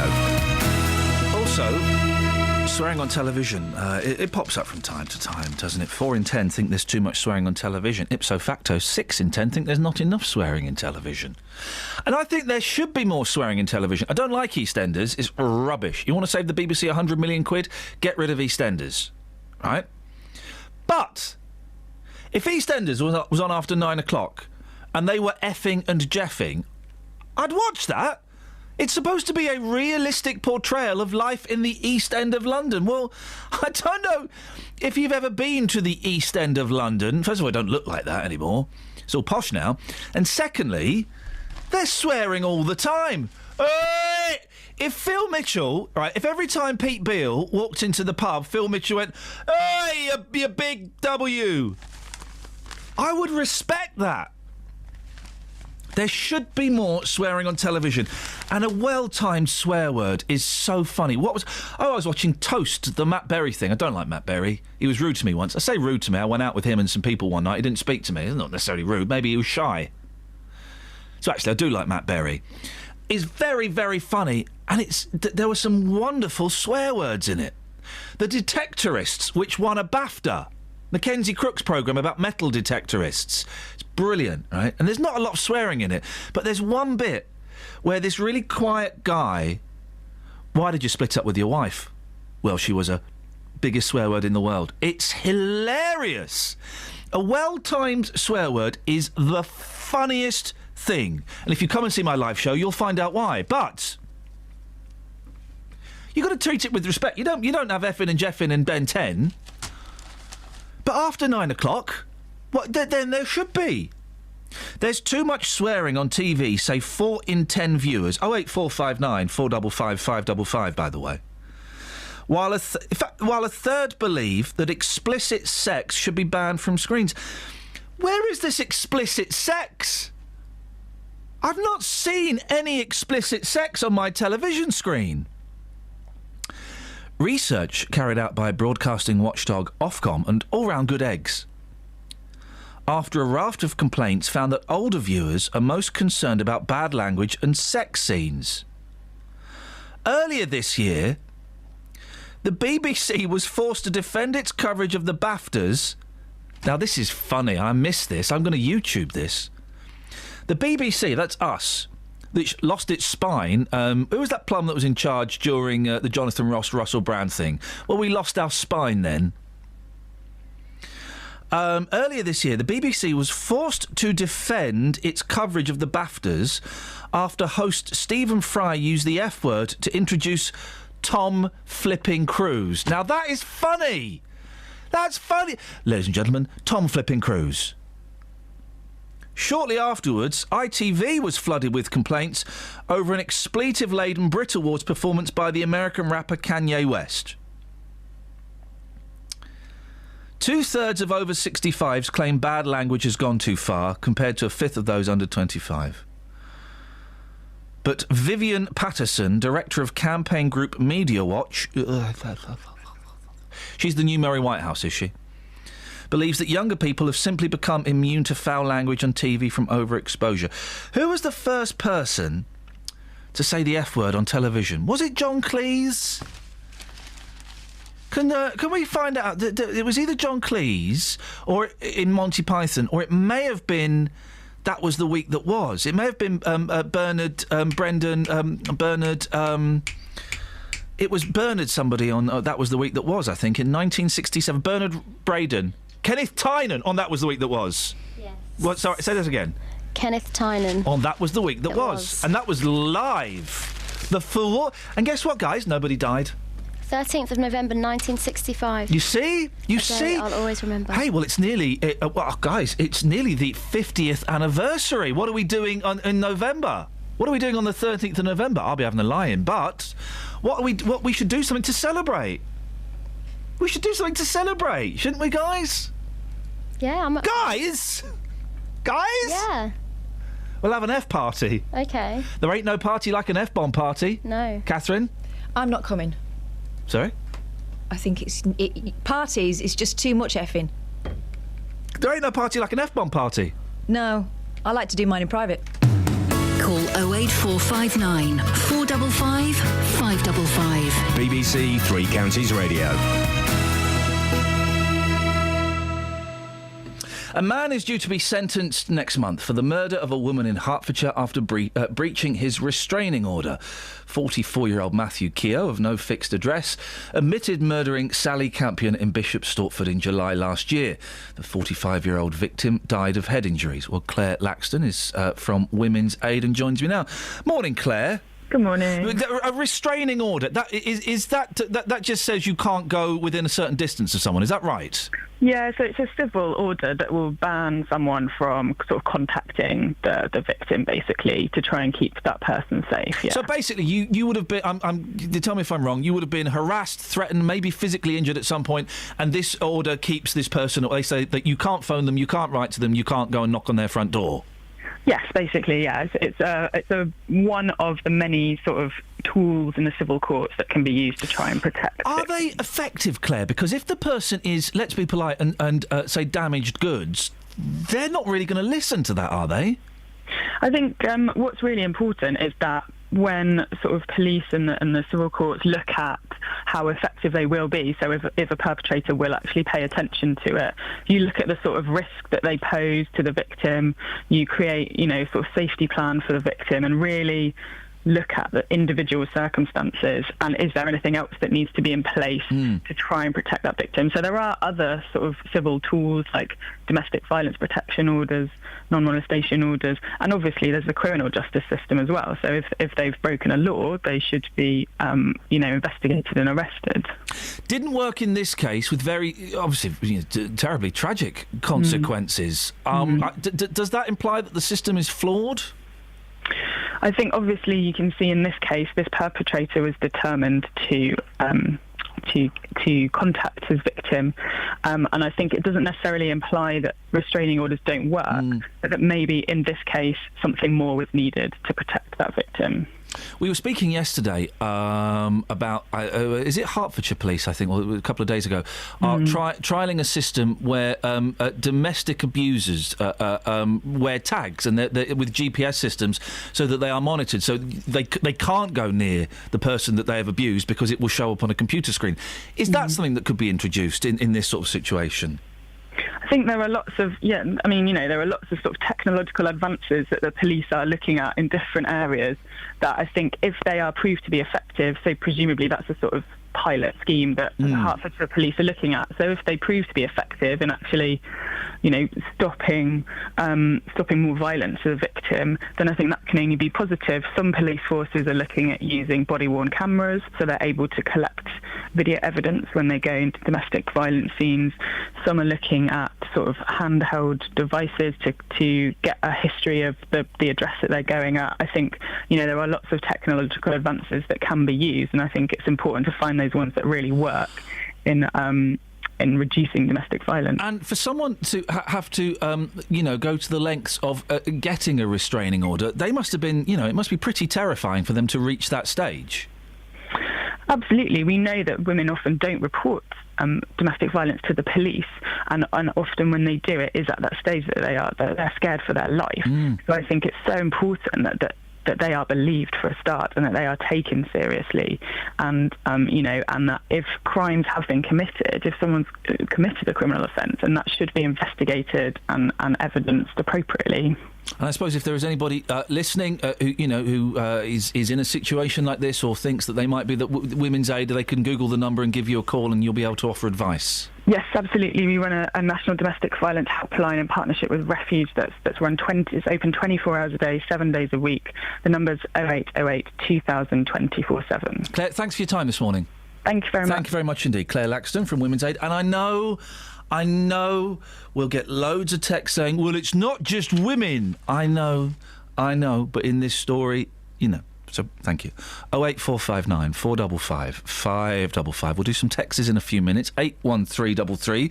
Start your text 3CR. I'm saying there should be more swearing on television at the appropriate time. You don't want the Scooby-Doo gang effing and... Well, actually, now I think about that. But, at the appropriate time, I would say after 8:30. I think we could move the watershed back a little bit to 8:30. 9 o'clock seems a little bit late, particularly for me, because I'm in bed by 9. Contact lens wearers. I mean, why do we even give those people the time of day? And other bits and pieces. 08459 455 555. Travel news for beds, cards and bugs. BBC Three Counties Radio. The A1 is partially blocked by an accident between the M25 junction 23 for the A1M and the Holiday Inn at Boreham Woods. That's affecting both directions. In Stepney, it's on the A428 that's looking slow eastbound at Barford Road, and on the motorways, the M25 is busy anti-clockwise between junction 17 for Maple Cross and 16 for the M40. On the train departure boards, there are no reports of any major problems at the moment, but London Overground... Sammy. Sorry, Yeah? I've got a tweet about you. Carry on. Okay. From a chicken. A chicken has tweeted about you. Well, I'm looking forward to hearing that. But the London Overground, it is suspended between Wilson Junction and Richmond. Okay. What about the... Leighton Chooks says, is weather girl Samantha on Twitter? Do the weather. We're trying to collect the whole team like a Panini album.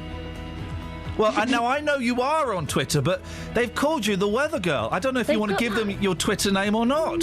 They need to pay a bit more attention to the show. Keep listening, Leighton Chooks. If you get her job right, then we might give out her Twitter handle a bit later on. Is that a deal, Sammy? And also, that's also the weather girl. She needs to be mentioned too. I'll forget the weather. I don't know who does your weather. No one listens to that bit. Across beds, hearts and bugs. This is BBC Three Counties Radio.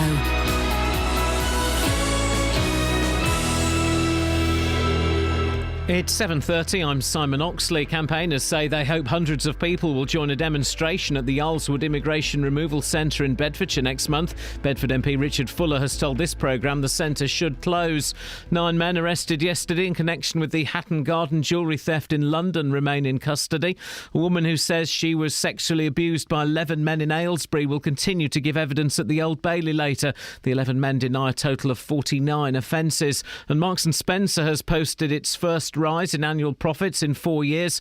Profits are up 6% to £661 million. Three Counties Sports. BBC Three Counties Radio.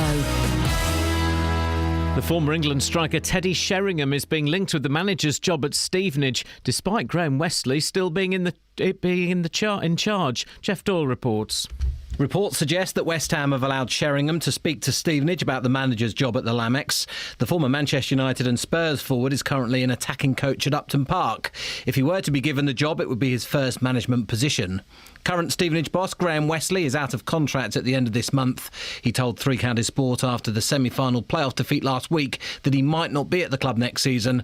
Stevenage aren't commenting on his position. Raheem Sterling won Liverpool's Young Player of the Year award at a ceremony last night. Just 24 hours after it emerged he will ask to leave the club. Some fans booed as he left the stage. Former Liverpool defender Mark Lawrenson says the club should just respect his wishes. As the Liverpool fans, everyone's been saying now, if he doesn't want to play for Liverpool and he wants to go and play somewhere else, he'll go. Just let him go. Don't even make him hang around. Just get the best deal possible. And there's one Premier League game this evening as Arsenal host relegation threatens Sunderland.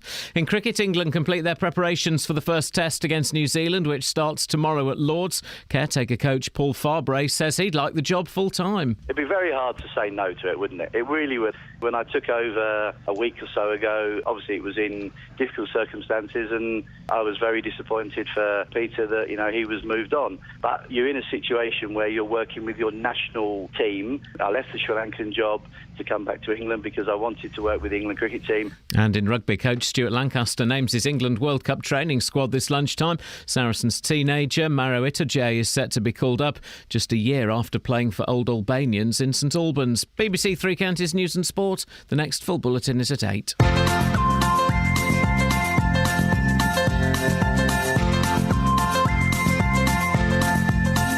There's a voice that keeps on calling me. Down the road is where I'll always be. Every stop I make a new friend. Can't stay for long, just turn around and I'm gone again. Maybe tomorrow I'll wanna settle down. Until tomorrow I'll just keep moving on. Down this road that never seems to end. When new adventure lies just around the bend. So if you wanna join me for a while, just grab your hat, come travel light, that's hobo style. Maybe tomorrow I'll wanna settle down. Until tomorrow, the whole world is my home. So if you wanna join me for a while, just grab your hat.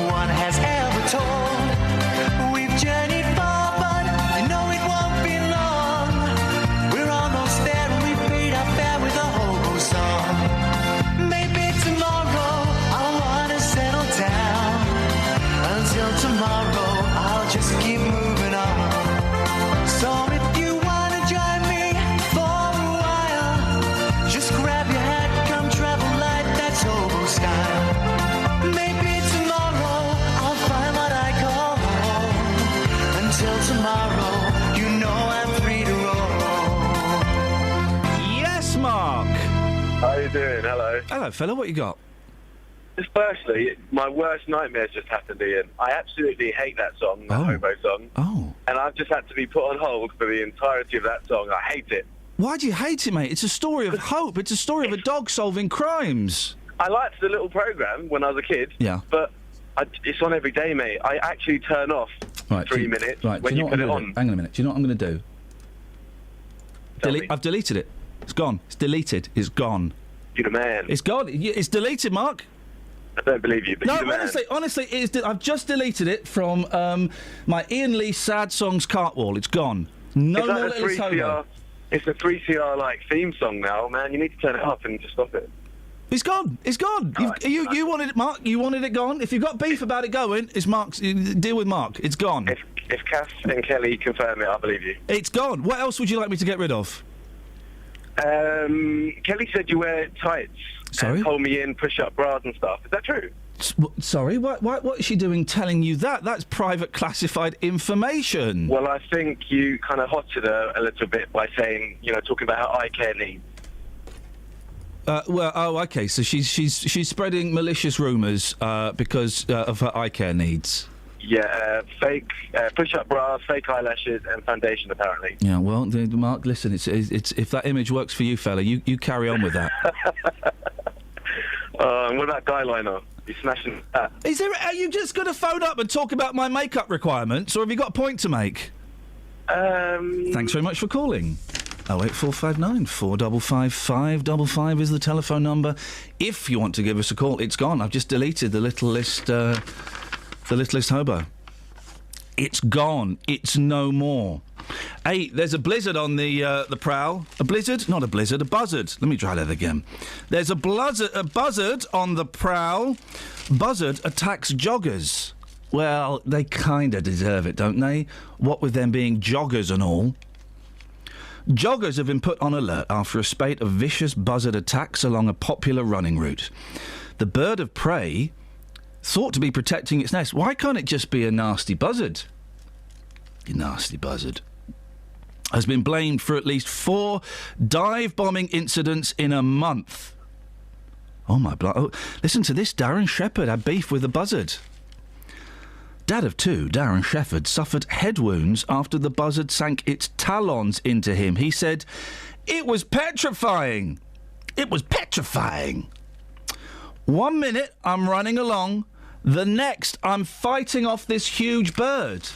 Have you ever tried to beat off a buzzard, Just? No, I haven't, no. Jeez, it sounds awful, doesn't it? Tense.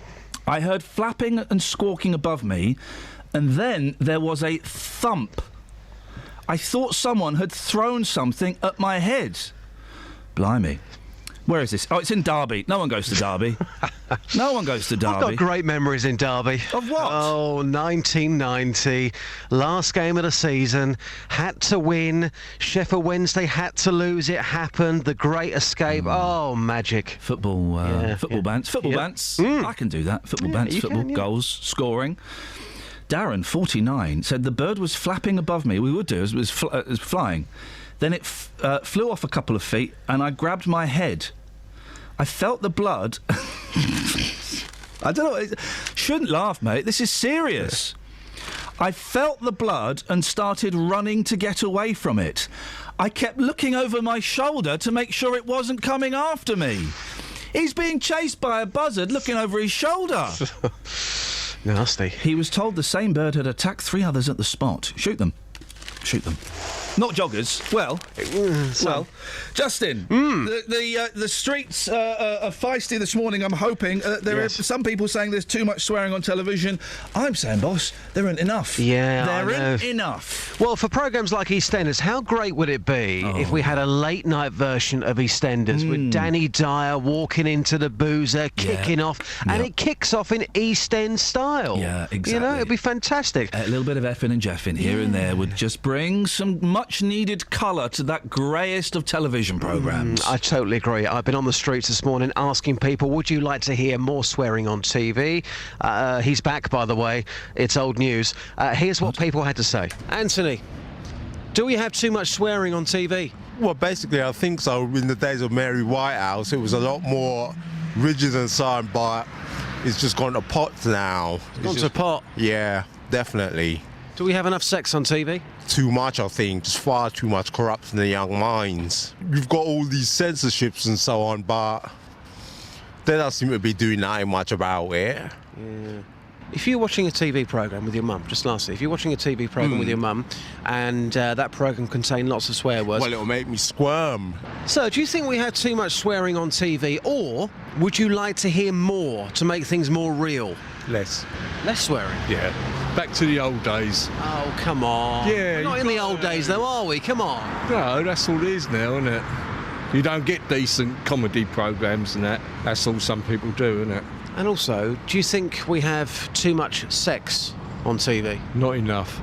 Do you want to hear more swearing on TV? Is there enough swearing for you? Swearing. Too much. Too much swearing. To me, it's a bit immature. I don't really swear, so... Let's get the Thailand perspective. Madam, do you like it when you hear swear words on TV? No, I don't like it. Not nice that the way you encourage children to swearing as well. So you think we've got too much on TV? Yeah, it's too much. Yeah. It's a great Thai perspective. Thank you. Okay, thank you. Now, sir, you don't like swearing on TV. You actually avoid programmes after 9 o'clock because you don't want to hear it on TV. I don't. No, definitely not. No, why should I? I don't swear myself. So I don't believe in listening to it in the television in my own house. Come on, guys. Sorry, boss. Everybody has sworn, haven't they? People out there, they do not want to hear... Yeah. Well, the people that I've spoken to, anyway, they don't want to hear more swearing on the box. Stay there, Justin. We've got... The next call is a complaint. I'm guessing it's probably about you. It can't be about me. Good morning, Mia. Morning. Morning, Mia. You've got a complaint. What's your beef, mate? For deleting the littlest hobo. Justin, I'm going to let you go. The complaint's about me, strangely enough. Yeah. I'll speak to you later on. Ta-ta. Yes, Mia, I've deleted the littlest hobo. I'm complaining about it. You shouldn't have. But it was Mark's fault. Mark phoned up and he was angry about it. He's wrong then, isn't he? Well, I've already got someone on Twitter saying they're going to stop listening to the show now I've deleted that. I've had an email from Paul saying, did I just get to work and turn on the radio to hear you've deleted the littlest hobo? If this is true, I'm going to listen to Radio 2 instead. I mean, but Mia, it's, because of the way the BBC is uniquely funded. Does your mummy and daddy, do they have a TV licence, Mia? Yeah. They do. Okay, just checking. Because of the way that we are funded, I have to do what people called Mark say. So, it's gone, Mia. No. Do what everybody else says. Well, hang on a minute. I'll tell you what I've got. Let me see. Hang on. How about if we replace the littlest hobo theme with this? What have you done today to make you feel right? No. Any good? No. Okay. Hang on. How about this? Hang on. This might be good. This might work instead of the littlest hobo. How about this? Here we go. No. Okay. Right. Hang on a minute. Let's try this one. Hey, Justin Dealey, let me tell you something. Hey, Dealey, the career is ending. How about this? Hookah chaka, hookah, hookah, hookah chaka, hookah, hookah chaka, hookah, Well, Mia, I think we're going to have to say goodbye then. You're going to have to find something else to listen to. I'm really sorry. It's been great entertaining you. How old are you? I'm 9. It's been great entertaining you for the last 9 years, but I was on the show in Easter. Yeah, it doesn't. I'm afraid that doesn't have any truck with me, mate. I remember you coming on, and we're going to have to say goodbye. I'm really sorry. I know it was nice to meet you when you came in and stuff, but what station do you think you might start listening to? Radio 2. Radio 2. Well, it's a sad day, Mia. Thanks for your support up until now, and I wish you the best of luck with Chris Evans. Thank you. Thank you, Mia. Well, that's sad, isn't it? Blimey. Travel news for beds, cards and bugs. BBC Three Counties Radio. On the M40, it's slow between junction A40 for the Denham roundabout and junction 1A for the M25. Also busy on the M25 anti-clockwise, the queues from junction 18 for Chorleywood to 16 for the M40. In Beaconsfield on Amersham Road, that's looking really busy now on the speed sensors between Longbottom Lane, southbound towards London Road. And in Bricketwood on the North Orbital Road, that's very busy at the M25 junction 21A roundabout. On the train departure boards, there are no major delays showing up at the moment, but London Overground have severe delays between Willesden Junction and Richmond because of a problem with the train at Willesden Junction earlier. Samantha Bruff, BBC Three Counties Radio. Sammy, thank you very much. Oh, we've lost a listener. No, she's only 9. She hasn't got a radar diary, so technically we've, in the figures, we haven't really lost anybody, so... 7:46. It's Wednesday, the 20th of May. I'm Iain Lee. These are your headlines on BBC Three Counties Radio. Bedford MP Richard Fuller is backing calls for the closure of the Yarlswood Immigration Centre ahead of a planned protest there next month. A man has admitted murdering a Hertfordshire woman who'd obtained a restraining order against him. And the former England striker Teddy Sheringham is being linked with the manager's job at Stevenage, despite Graham Wesley still being in charge. Let's get the weather. Beds, Herts and Bucks weather. BBC Three Counties Radio.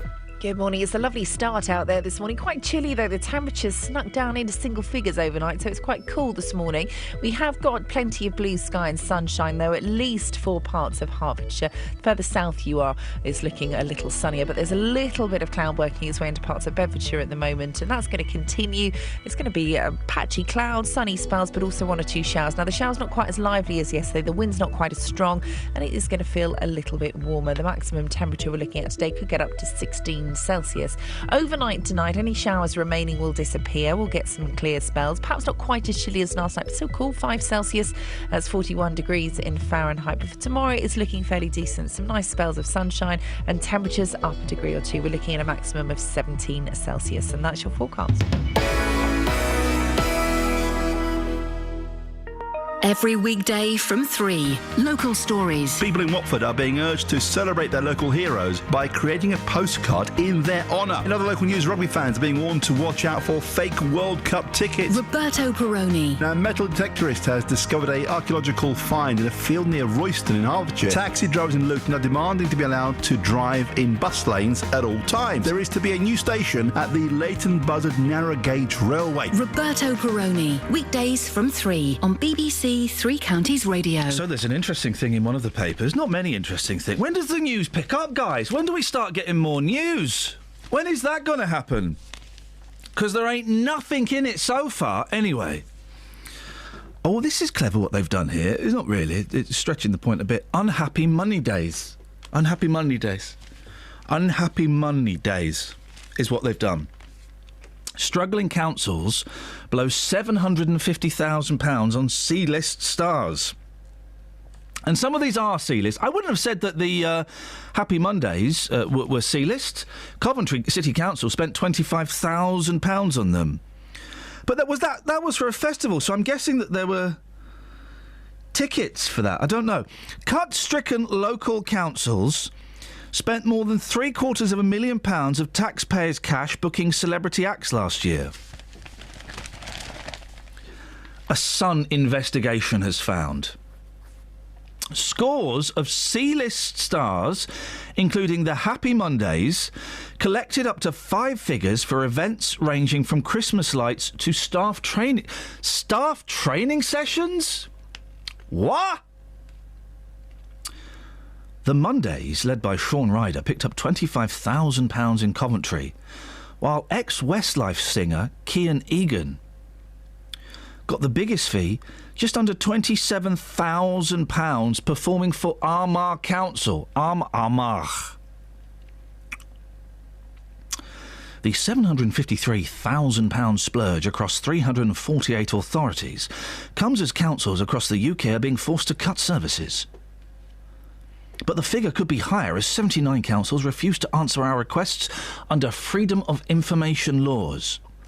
Well, do any of our councils pop up in the list? Let's read on and find out. 08459 455 555. This is a brilliant one.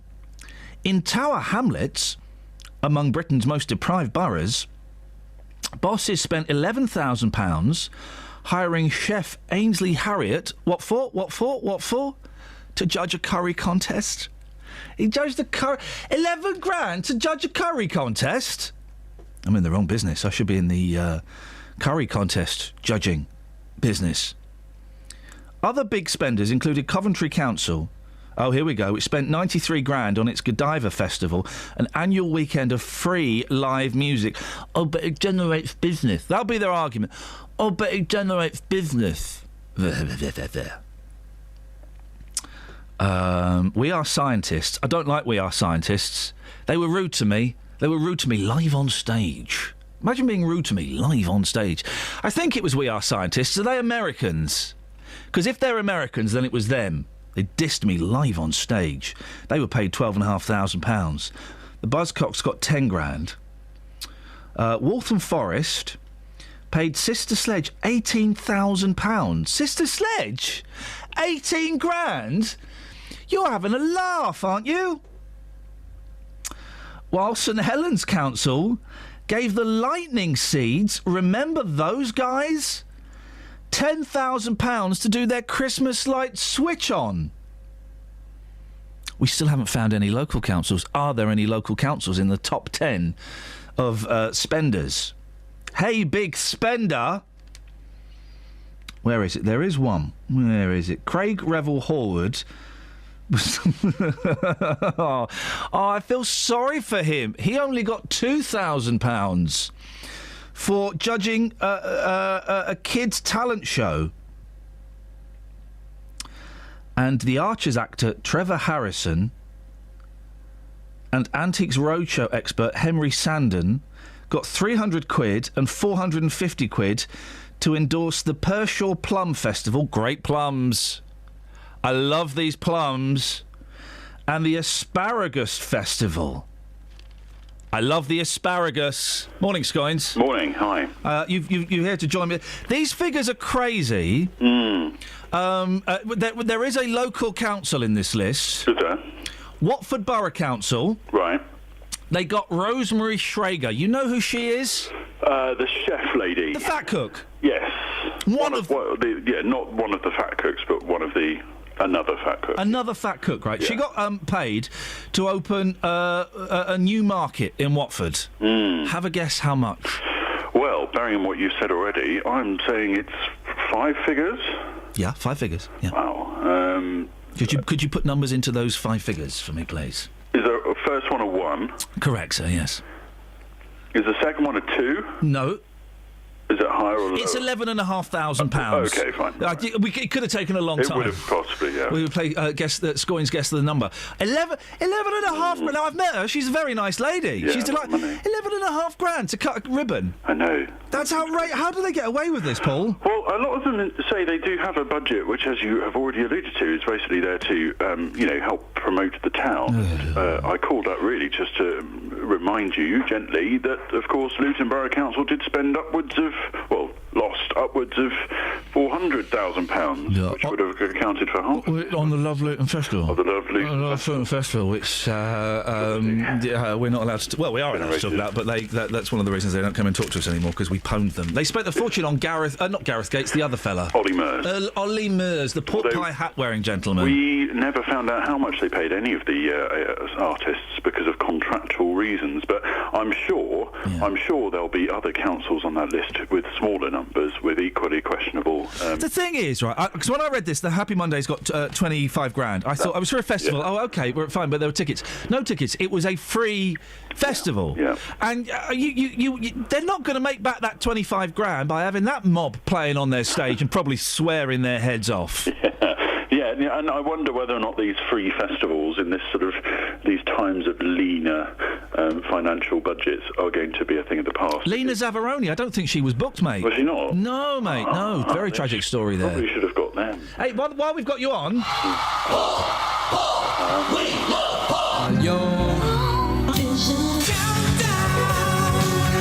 We really are getting Euro fever at the moment, Scoins. Remind us, when is the Eurovision contest? It's this Saturday, Ian. Yep. What time? Live on BBC One. Excellent. From probably 8 o'clock. Just remind us of our entry. Where will you place? Hang on, let me see if I can make this sound rude. Where will you place your entry? Not bad. Would you place it high or low, or in the middle? Let's look at past experience, certainly in recent times, and it's probably going to be towards the lower end. Yeah. That's where I'd place my entry. So childish. And remind us of their name and their song, Paul. They're called the Violent Femmes. No, they're called Electro Velvet. Yeah. And just remind us of their song, Paul. Sing us a snatch. Can you give us a snatch of Electro Velvet? I know it sounds a little bit like the bird's eye potato waffles. Sing us a bit of that then. Bird's eye potato waffles. They're waffly, versatile. They go with chips, fish fingers. Eggs on, eggs in. You can even grill and fry them. And you said potato in a very interesting way. You said potato. Potato, yeah. Okay, well that's great. It's it's how before it gets printed up, they put it as. Let us tell. Why don't you tell the listener what's happening Saturday night? Where we're sending our reporter Matt Lockwood. Well, he's going to a party, isn't he? Is it what? No, not Watford. Somewhere in the patch. Local. We're not sending him to Austria, are we? Because I would have gone for that gig if that was available. I'm going to be honest, mate. You're not the best Eurovision correspondent we've ever had. I don't think I pitched. You did. Really? You pitched really up. Pitch that. You pitched up on our village green, and when you left, there was detritus everywhere, sir. The detritus of a smashed career. Okay. Well, same time tomorrow? Yes, please, mate. Okay. Ta-ta. Bye. Call 08459 455 555. BBC Three Counties Radio. But not all celebrities charge for their time. I charge for my time. I charge for my tongs as well. You're not getting your hands on my tongs. Natural history broadcaster and boring old man. He's so boring. David Attenborough gave a speech in Lincoln for South Kesteven Council for nothing and even paid his own expenses. Andy Sylvester of the Taxpayers Alliance said, no, not fair. No, not their money. No.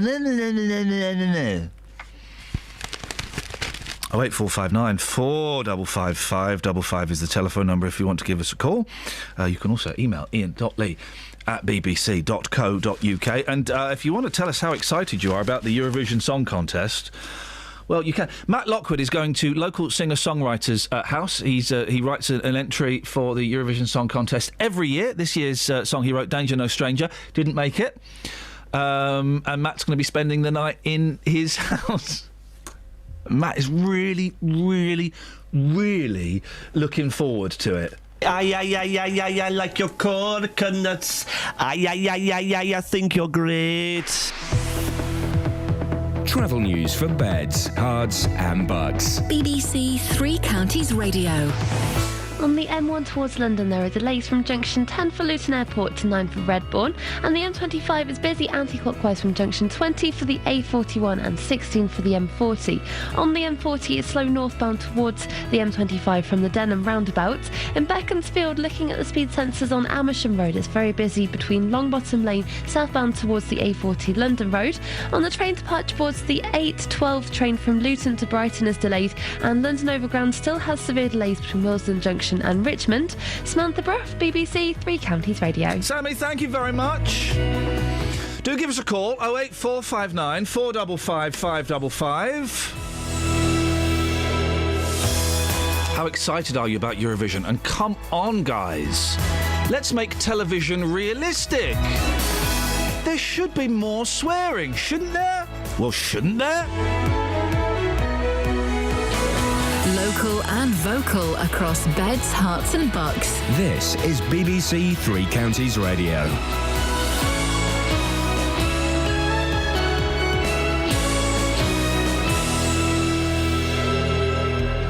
It's 8 o'clock. I'm Simon Oxley. The headlines: Bedford MP backing calls for Yarlswood closure. Man who was subject of restraining order admits Hertfordshire murder. And former England star linked with Stevenage. BBC Three Counties Radio. Campaigners say they hope hundreds of people will join a demonstration at the Yarlswood Immigration Removal Centre in Bedfordshire next month. They're calling on the new government to close the centre.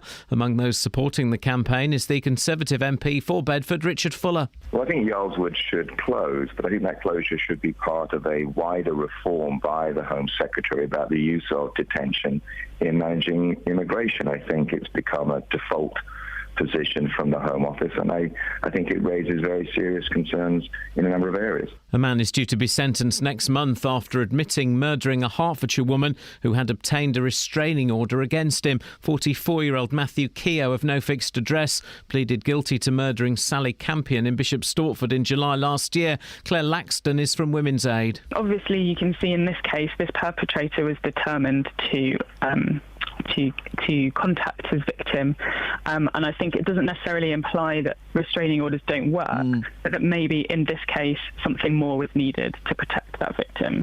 9 men arrested yesterday in connection with the Hatton Garden jewellery theft in London remain in custody. Scotland Yard has revealed that a significant amount of high-value property was seized in raids in London and Kent. Those detained range in age from 43 to 76. Marks & Spencer has posted its first rise in annual profits in 4 years. Profits are up 6% to £661 million. A woman who says she was sexually abused by 11 men in Aylesbury will continue to give evidence at the Old Bailey later. The woman, referred to as Girl A, has been explaining how she first met one of the defendants. The 11 men deny a total of 49 offences. Peter Cook was in court. She met the first defendant, called Vikram Singh from Aylesbury, who's married with 2 children, when she was around 11 years old in the marketplace in Aylesbury, which takes place on a Wednesday. Now, soon afterwards, he approached her in Woolworths and gave her his phone number. A short while afterwards, he took her to the cinema where he allegedly sexually assaulted her. On the second day of his historic visit to Ireland, Prince Charles is going to visit the village where his great-uncle, Lord Mountbatten, was murdered by the IRA in 1979. Yesterday, he shook hands with the Sinn Féin president, Gerry Adams. 4 people have been arrested on suspicion of immigration offences after a group of people was seen jumping from the back of a parked lorry at the Toddington service station on the M1 in Bedfordshire. It happened at 7 o'clock yesterday morning. A police dog and the police helicopter were used to round up the suspects. In sport, the former England striker Teddy Sheringham is being linked with the manager's job at Stevenage, despite Graham Westley still being in charge. Stevenage are not commenting on reports that West Ham have allowed Sheringham to speak to them. The former Spurs and Manchester United star is on the coaching staff at West Ham. The weather: sunshine and showers again, but not as heavy or as widespread as yesterday. A maximum temperature today, 16 degrees Celsius. And you can get the latest news and sport online at bbc.co.uk/3 counties. Thank you, Simon. Morning, Iain Lee, BBC Three Counties Radio. 4 in 10 people think there is too much swearing on television. Well, that would imply 6 in 10 think there's not enough. And I kind of agree. I mean, I don't want them effing and jeffing during Rainbow, but come on, guys, after 9 o'clock... swearing can be funny, powerful. Do you agree with me? We should have more swearing on television. Controversy on the show this morning. I've dumped the littlest hobo. Someone phoned out and complained. It's been controversial. It's gone. It's deleted. Deleted. People are asking, well, what are you going to replace it with? Nothing. Nothing sign up, as my boys would say when they're being naughty. Nothing sign up.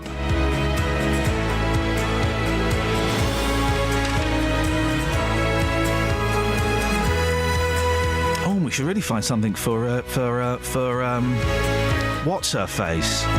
Dealey to do. Something will pop up. Something will pop up. 08459 455 555. Across beds, hearts and bucks. This is BBC Three Counties Radio.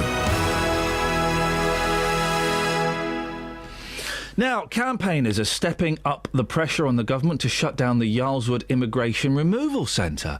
A number of groups will be joining forces to demonstrate outside the facility in Bedfordshire next month. Meanwhile, investigations continue into 3 separate incidents involving alleged mistreatment of detainees.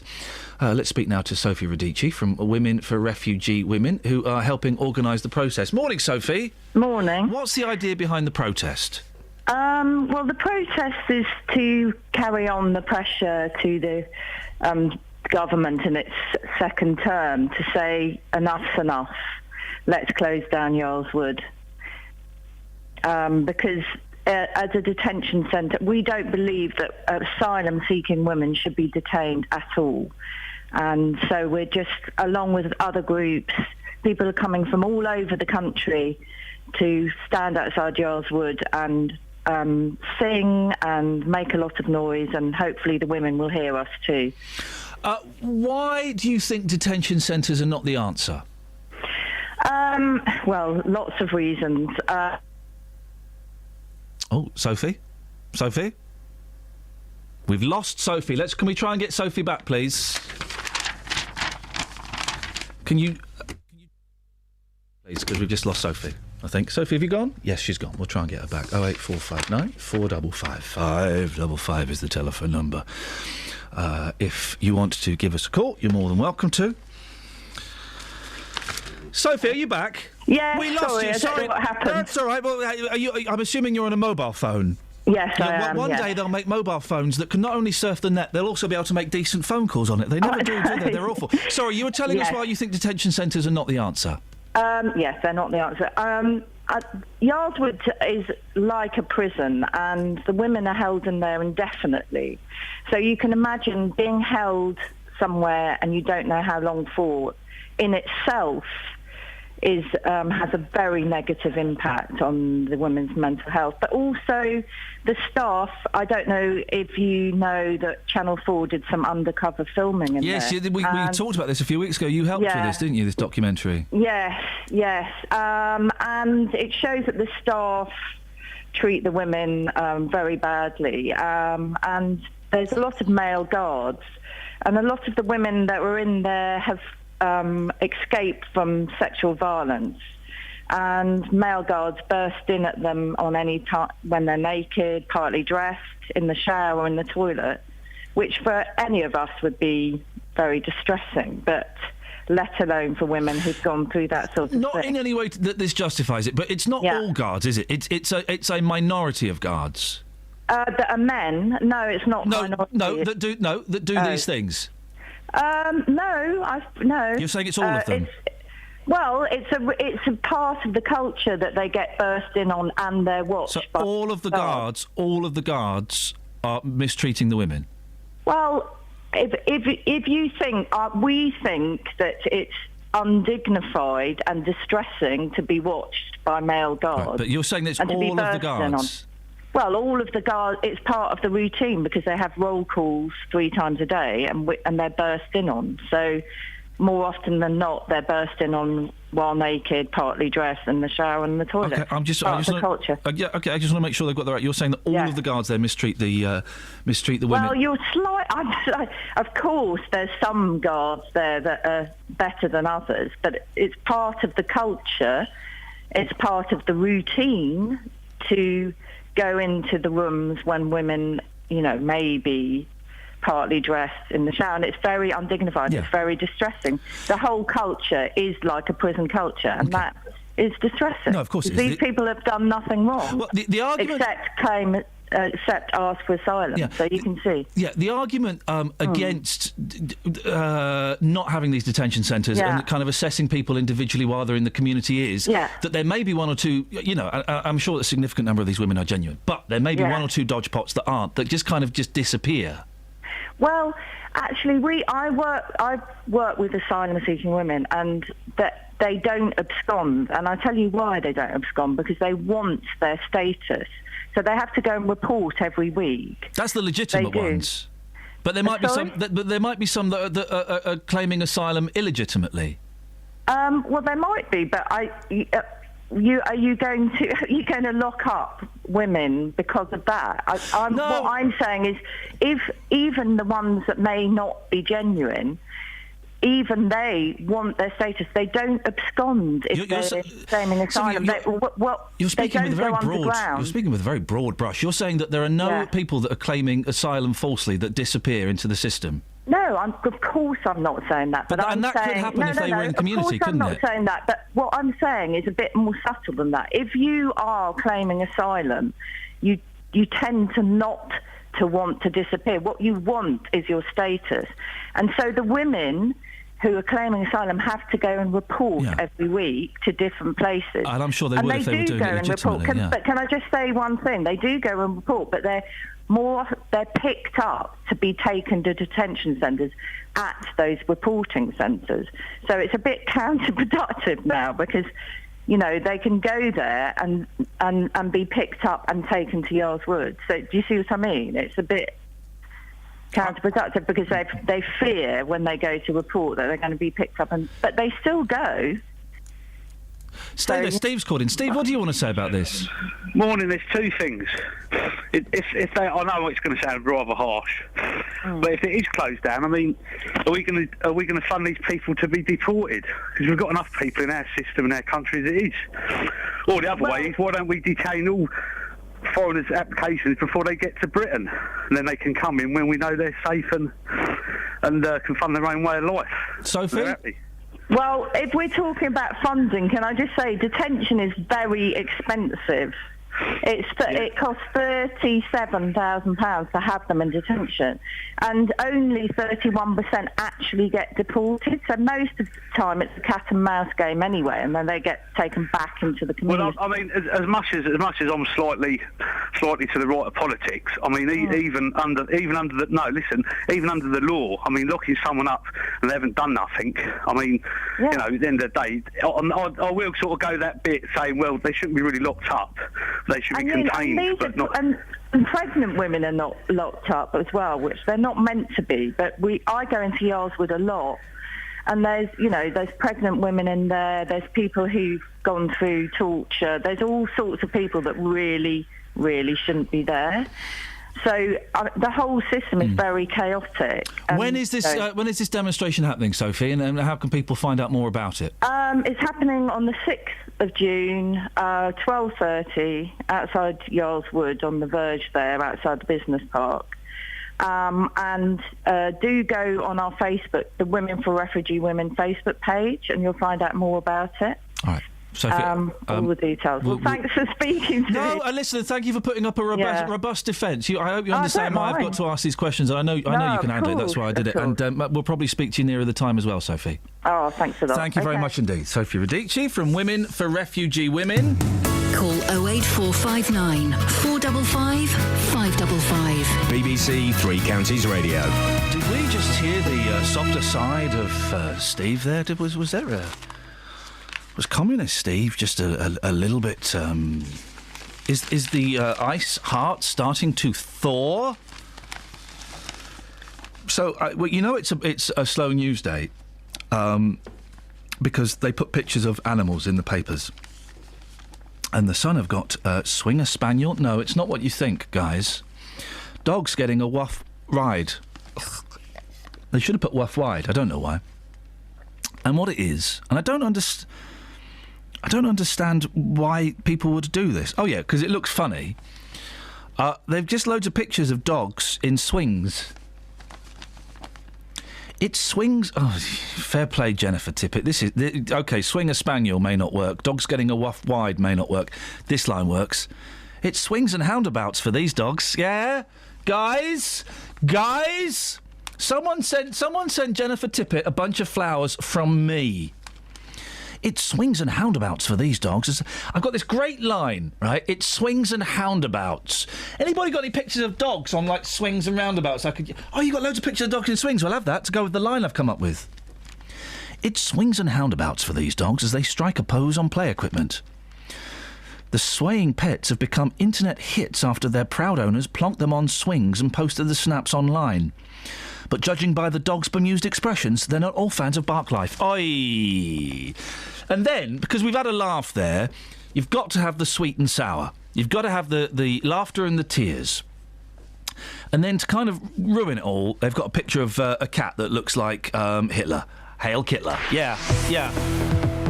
Travel news for beds, cards and bugs. BBC Three Counties Radio.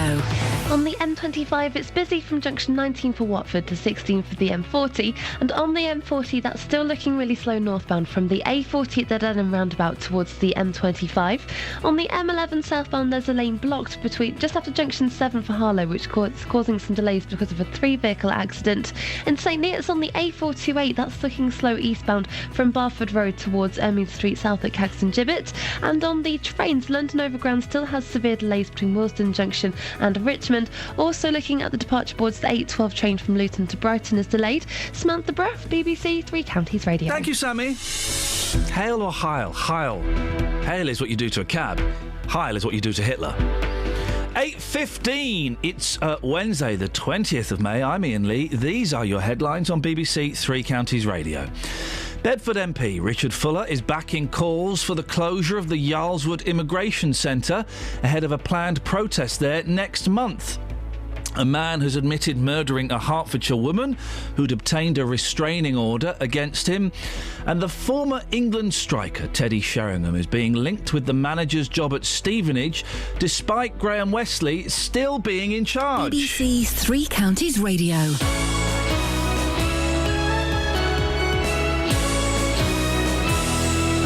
What a night for Wycombe Wanderers. Second leg of the League Two playoff.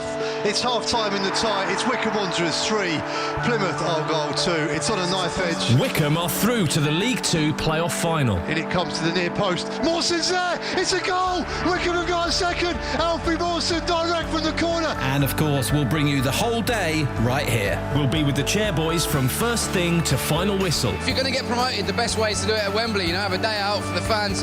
They've been with us all season, and it's a thank you to them for last year staying with us. Wycombe against Southend in the League Two playoff final. This Saturday, here on BBC Three Counties Radio. Anyway, morning. Good morning. Good morning. A little bit late there. What may I ask what happened? I hope it was nothing personal. I knew you would bring this up. Well, you were late. I was reading the last story about a man called Teddy Sheringham. Imagine being called Teddy and being a grown man. Isn't that ridiculous? And I was doing it really slowly. I've got excellent peripheral vision, and I can see out the glass even when I'm looking like this. And I thought he's going to come. He's not going to come. And I had to... No, I'm sorry. The printer wouldn't print. Oh, for crying out loud. We're the BBC. Can't we just go and order some new laser printers and put it on the licence payer's bill? We're moving soon. We'll get new printers. Won't we? They're not going to bring over the awful old ones, are they? Well, haven't you been asked? Haven't we all been asked to put stuff in the back of our car and drive it over next week? Isn't that the... What, the print? No, surely we're not taking the printers. Bringing the printers with us, yeah. What? Printers and the computers, yeah. But they don't work. They spent about £25 million on the new building and the new studio. They can't afford printers. I don't think they spent that much. No, you're right. It was £30 million of your money, licence fee payers. Are you happy with that? He's joking. How much did they spend? I don't know, not that much. But much less. Okay, significantly less. It was about 25 bob. It's a bargain. A lot less than it would have been to renew this old building that's falling down. Well done, you listened to the boss's spiel. Well, this is true. This building we're in now is it would have been very cost effective for you, the licence payer. It's Dunstable, so they're probably paying us to go there. Do you reckon? I think they're probably slipping us a few quid. Well, you're really paving the way nicely for our future in Dunstable. I hope you enjoy your time there. Good luck. Good luck paying the parking charges. Now, what's on your show this morning? Well, it's interesting you mentioned parking charges. Oh, I didn't. Coming up at 9 this morning. Have a little sip of coffee. I'm going to be asking, and you'll have a view on this, should people be fined for wrongly parking in parent and child spaces? An Aylesbury mum is petitioning her local MP, David Lidlington, as she wants all parents to receive free priority permits so they can park anywhere in the town. The permits will be given when your child is born. Hang on, so they can park anywhere in the town? Yeah, as a parent and child space. Yeah. It would allow you to get the permit when your child is born, and then the permit would expire when your child reaches 5. Why are you laughing? Oh, what a chancer. Anyone parking in a space without a permit would be fined. Yeah. Ashlyn says parents with young children should be treated with the same consideration as disabled blue badge holders. Tesco, they've already contacted her to say that they're going to pilot a new scheme policing their parent and child spaces. Tesco don't police the disabled-based spaces. They don't have a policy on that. So no. Well, apparently they're going to trial policing the parent and child spaces. Well, from 9 this morning, I want to hear your views on this. Should people be fined for wrongly parking in parent and child spaces? I'd love your call on 08459 455 555. No. What, no? No, of course they shouldn't. Why not? Well, it's ridiculous. A parent and child space is a convenience, but but very rarely. I took the boys swimming the other day, okay, and I wish I hadn't, because they were a right pain in the backside, really annoying me. But there wasn't a child and the parent space to park, so I parked a bit further away and we walked. They're 5 and 3. Okay, we walked. If they're a bit younger, it would have been in the buggy. All right, would have put the kid in the buggy. It's not the same as being disabled by any stretch of the imagination. But how do you get your child in and out of a space, in and out of the seat in the back of the car, if you're in a normal space where you can't really open your door wide? Well, of course you can open your door wide. There's enough. It's not the same as a disabled person needing that space to maybe get the wheelchair at the back, or maybe they've got a leg that they can't bend, so they have to spin around. You can always get the child out of that small space. Oh, of course you can. This woman's a chancer. I respect her, having a go, but she's obviously, she should get a job or something. Oh gosh. Yeah. Well, from 9, I'd like to hear your reaction to this. Should people be fined for wrongly parking in parent and child spaces? If you have a view, 08459 455 555 from 9.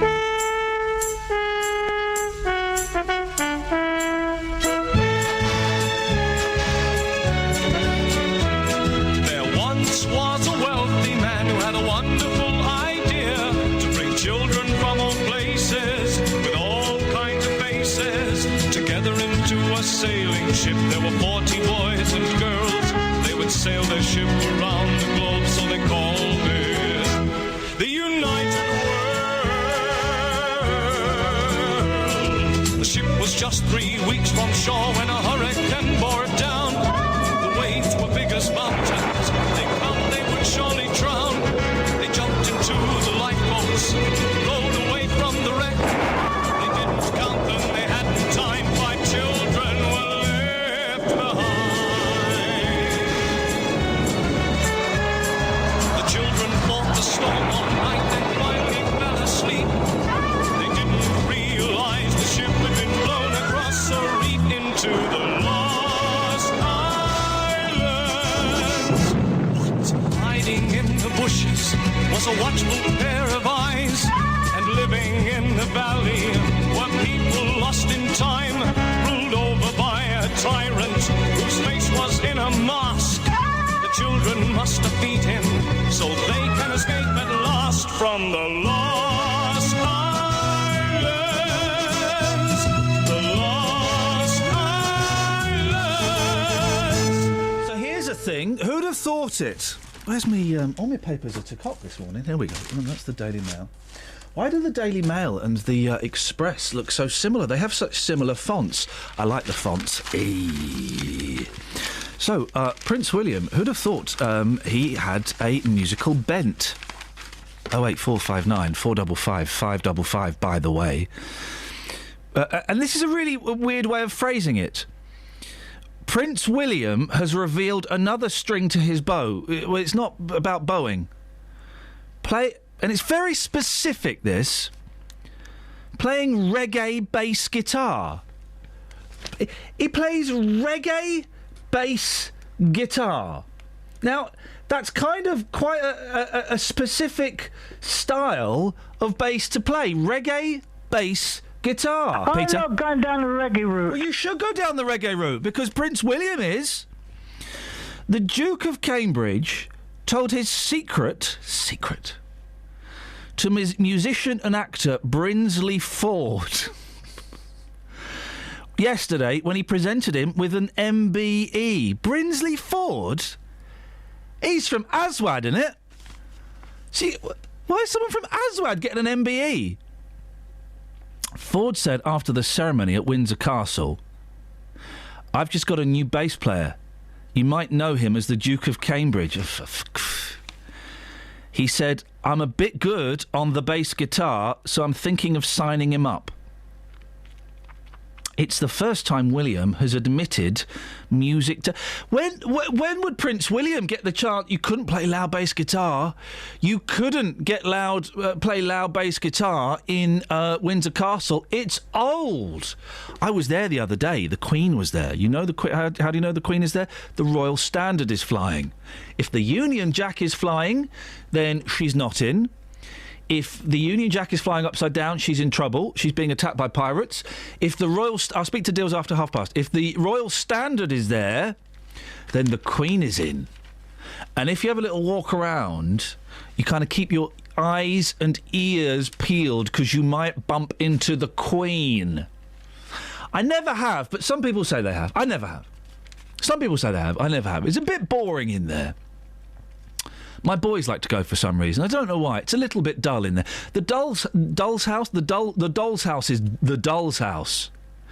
It's this weird big doll's house. Apparently, it's the biggest in the world. I heard a woman saying in front of me. Wow, still rubbish. It's really dark in there. I don't think they're allowed to have the lights on because it will damage it. This is why you're not allowed to take pictures with flash photography of the Mona Lisa. They say it's because the flash photography will damage it. I'll say it's because they don't want people to know the Mona Lisa is actually rubbish. Seriously, it's a rubbish picture. First of all, it's tiny. It's about the size of an iPad. And secondly, it's bobbins. And look, is that the Mona Lisa? Yeah. It's rubbish. Yeah. Welcome to France. You've just been tricked. And you've been tricked by the French cabbie who's probably charged you 3 times the rate. And the Eiffel Tower is not very exciting. It's tall, but it's not very exciting. You got to queue for a long time. It's the first time William has admitted music talents. Ford's group Aswad pioneered UK reggae. You try telling that to UB40, yeah? Let's get Ford and Campbell together in a pub, a few pints, then we'll see who pioneered UK reggae. And by UK reggae, I mean really bland reggae. I mean, reggae is the worst genre of music at the best of times. UK reggae? You know there are 2 UB40s touring the country. There are 2 UB40s! Flippin' heck! 1 UB40 is bad enough. 2 of the cheeky so-and-sos. Ford's group Aswad pioneered UK reggae. Their single, Don't Turn Around, topped the charts in 1988. Who else did Don't Turn Around? Was it Ace of Base? Did they do it? Ace of Base, of course, also did I Saw the Sign, and it opened up my eyes. Wow. When are Ace of Base going to get an MBE? I don't think they can. They're Swedish. I think you can give those to the Swedes. Think you can. Not totally sure. 08459 455 555 is the telephone number. We'll speak to Dealey after past. And I'm surprised by the lack of motivation in you, dear listener. But there are some people in the paper saying, oh, there's too much swearing on the television. I genuinely, this isn't me being, obtuse, I genuinely think that there's not enough swearing on television. If you want to make swearing... Brinsley Ford sounds like a car dealership. It does, doesn't it, John? Thank you. If you want to make television more realistic and more... What's the word I'm trying to think of? Visceral. Yeah, visceral. Then you should have swear words in there. Just every now and then. Imagine Bergerac, just dropping the S-bomb because he's lost a clue or something.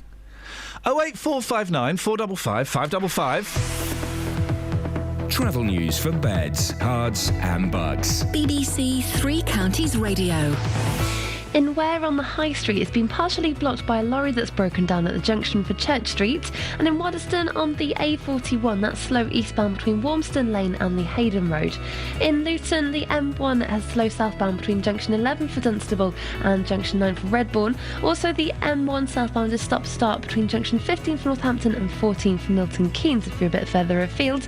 On the M25 anti-clockwise, it's slow from junction 19 for Watford to 16 for the M40. Samantha Bruff, BBC Three Counties Radio. Sammy, thank you very much. Across beds, hearts and bugs. This is BBC Three Counties Radio.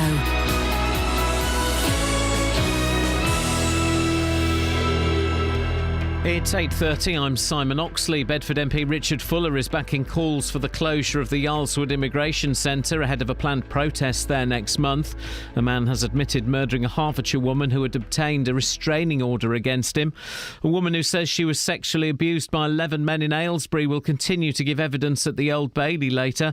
And Marks & Spencer has posted its first rise in annual profits in 4 years. Profits are up 6% to £661 million. Three Counties Sports. BBC Three Counties Radio. The former England striker Teddy Sheringham is being linked with the manager's job at Stevenage. That's despite Graham Westley still being in charge. More from Jeff Doyle. Reports suggest that West Ham have allowed Sheringham to speak to Stevenage about the manager's job at the Lamex. The former Manchester United and Spurs forward is currently an attacking coach at Upton Park. If he were to be given the job, it would be his first management position. Current Stevenage boss Graham Westley is out of contract at the end of this month. He told Three Counties Sport after the semi-final playoff defeat last week that he might not be at the club next season. Stevenage aren't commenting on his position. Raheem Sterling won Liverpool's Young Player of the Year award at a ceremony last night, just 24 hours after it emerged he was asked to leave the club. Some fans booed as he left the stage. And there's one Premier League game this evening as Arsenal host relegation threatens Sunderland. In cricket, England complete their preparations for the first test against New Zealand, which starts tomorrow at Lord's. Caretaker coach Paul Fairbrace says he'd like the job full-time. And in rugby, coach Stuart Lancaster names his England World Cup training squad this lunchtime. Saracens teenager Maro Itoje is set to be called up just a year after playing for Old Albanians in St Albans. More from Ian Robertson. All the probable World Cup 31-player squad will be included today, with the rider that a few players like Ben Foden, who are injured and currently unavailable, could be added at a later date. David Strettle, in great form for Saracens, will miss out. Chris Ashton, also in good form, will be selected. Sam Burgess, disappointing as a centre for Bath, but playing really well in the back row, will be chosen. And one likely outstanding newcomer will be Maro Itoje of Saracens. BBC Three Counties News and Sports. The next full bulletin is at 9. Call 08459 455 555. BBC Three Counties Radio. Did that guy just say Newcumber and Marrow? He just said Newcumber and Marrow. Didn't he? I'm sure he just said Newcumber and Marrow. And if I'm not wrong, those are vegetables. Marrow is probably a fruit or probably a nut. No, it's probably a herb. I think I think a cucumber's a herb. And bananas are bloomin' horrible, basically. So, there's lots of pictures of people that they claim to be William Shakespeare in the newspaper. Is this really the true face of Shakespeare? Who cares? I mean, the guy died, over 100 years ago. Really? Does anybody care what William Shakespeare looked like? He had an earring. I wonder if it's the gay ear or the straight. Does that rule still apply, the gay ear and the straight ear? I don't know. Did that rule ever apply? Hang on a second, I just realised I may have been duped by my friends the whole time. I never had an earring. But was that actually true, that if you had an earring in one ear you were gay and the other ear you weren't gay? It was secret gay code? Or was that just playground nonsense so we could bully Mark Dunstall? Nickname? Mark Dunsterbubble. It's true. Is that what that was for? Was it merely invented to humiliate the best-looking boy in the school? Is this the bard... David Pilditch. Is this the bard or not the bard? That is the question. That's terrible. Until now, Shakespeare has been portrayed as a balding figure with a humorless expression. But his real likeness has finally been uncovered, it's claimed, with a nobler-looking face. Nobler! Not unlike Joseph Fiennes in the film Shakespeare in Love. Huh? Yeah, compared to that picture, completely unlike Joseph Fiennes in the film Shakespeare in Love. The earliest likenesses of William Shakespeare, who died in 1666. No, hang on, 1616. 4:15, were on his monument at Holy Trinity Church, Stratford-upon-Avon. Dealey, what's your favourite Shakespeare play? Not really into Shakespeare, boss. He's rubbish, isn't it? Modern man, you know. Yeah, he's rubbish. Well, hang on, you say modern man, your favourite music's the 80s. Well, that's kind of modern, in comparison. It is. If we had a timeline, then Jason Donovan will be at 1 minute to midnight, and Shakespeare would be at Leckfast, just in between breakfast and lunch. Yeah, good point. It's rubbish, isn't it? I mean, I like Much Ado About Nothing, but that's because I'm a little bit poncy. I'm like 12% ponce. Yeah. But the rest of it, flipping it. I mean, when I was at school and I was learning this stuff, I thought to myself, how is that going to help me later in life? I wanted to do business studies. I wanted to make some cash. Oh, yeah? Yeah. How much cash you got, mate? A little bit here and there, you know. Justin Steady will come back to you in a second. Let's find out more about Shakespeare. No, let's not, because he's boring, guys. Hey, guys, if you're studying Shakespeare at school, give up now. Dullsville, huh? Here's something that's not Dullsville. The 25 milestones in life and the age you should achieve them. And then, bizarrely, they've got a picture of the Friends posse. Do you remember when Friends was a thing and the X-Files was a thing, and they've just made some new episodes of the X-Files? Why? Wasn't there a series? I never watched the X-Files. There was a series of the X-Files that didn't have Fox Mulder in it. David Duchovny wasn't in it. They had somebody else. Well, I'm guessing it was because in the series he'd been abducted by aliens. In the real world, it was because he was concentrating on his movie career. Well, that went well, David. How are those films doing? It's the ultimate guide to life. No, it's not the Bible. And the 25 major milestones we need to achieve. What? The compilers, drawing on a study of experiences and regrets, 08459 455 555, have come up with the key milestones we should have passed at each stage of our life. I'm scared to look at this because I'm guessing... Well, I may have done a few. Let's have a look. They include the first kiss at 50... OK, Justin, let's play this game. OK. First kiss. First kiss? Yep.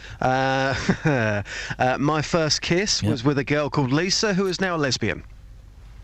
I didn't need the gory details. I'm just giving you fact, not fiction. The age of the age of you when you turned a girl gay. That would have been about 7? You know, proper kiss. Sorry? 7. Well, like Frenchie? Well, yeah. Like tongues? Yeah. What's your problem? How old was she? 8. Year above. 7? Yeah. Flippin' heck. Back to Mark Dunsterbubble. He was doing the same thing. He was doing the same thing with a girl called Maxine, who was the school bully. And I was thinking, Mark, what are you doing? That's why I think why we made up the thing about the gay ear and the straight ear. Well, to be fair, when I was at school, the rumours were certainly doing the round about the earrings. I'm not quite sure which ear meant... No, seriously, in my playground... It varied, didn't it, depending on what ear... whatever ear someone had the boy had their ears pierced, they go, oh, that's the gay ear. Yeah. The gear.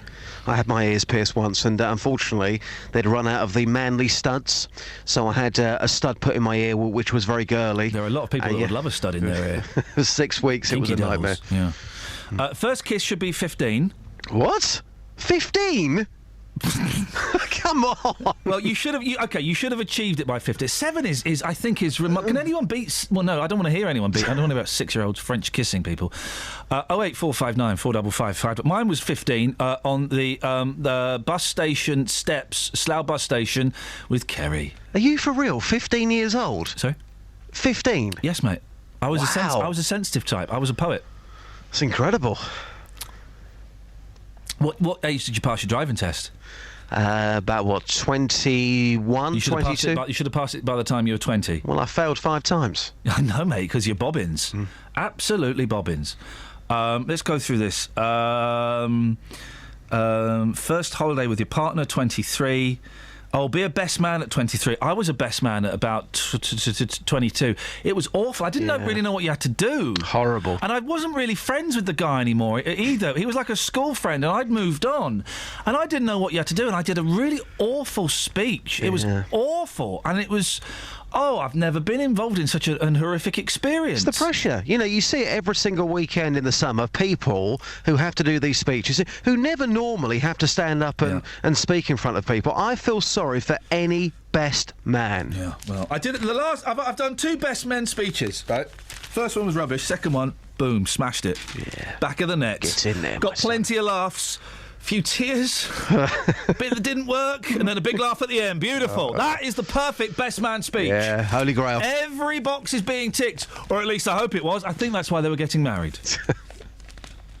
Okay, so at 35, you should think about starting. You should have started up your own business. It's a bit high again. 35. By 35, you should be a millionaire. At 37, you should start earning £40,000. Flippin' heck. And at 60, this is bullshine. At 60, we're all being told that you can't do this anymore. At 60, you should retire. Where did they get this from? No chance. I don't understand where this nonsense come from. It suggests that at 90... Somebody tell that to Tony Blackburn. Oh, man. Well, I keep telling it to him, and the man won't listen. He loves it, that's why. Well, the thing is that... And we love him. Well, yeah, I know. Let's be honest, right? The more he does, the less opportunity there is for us in this business, Justin. Well, considering he's working at pretty much every single BBC radio station, maybe yes. I had a rumour, and I don't know if this is true. Am I allowed to say this on the air about Tony Blackburn? I'm going to say it on the air.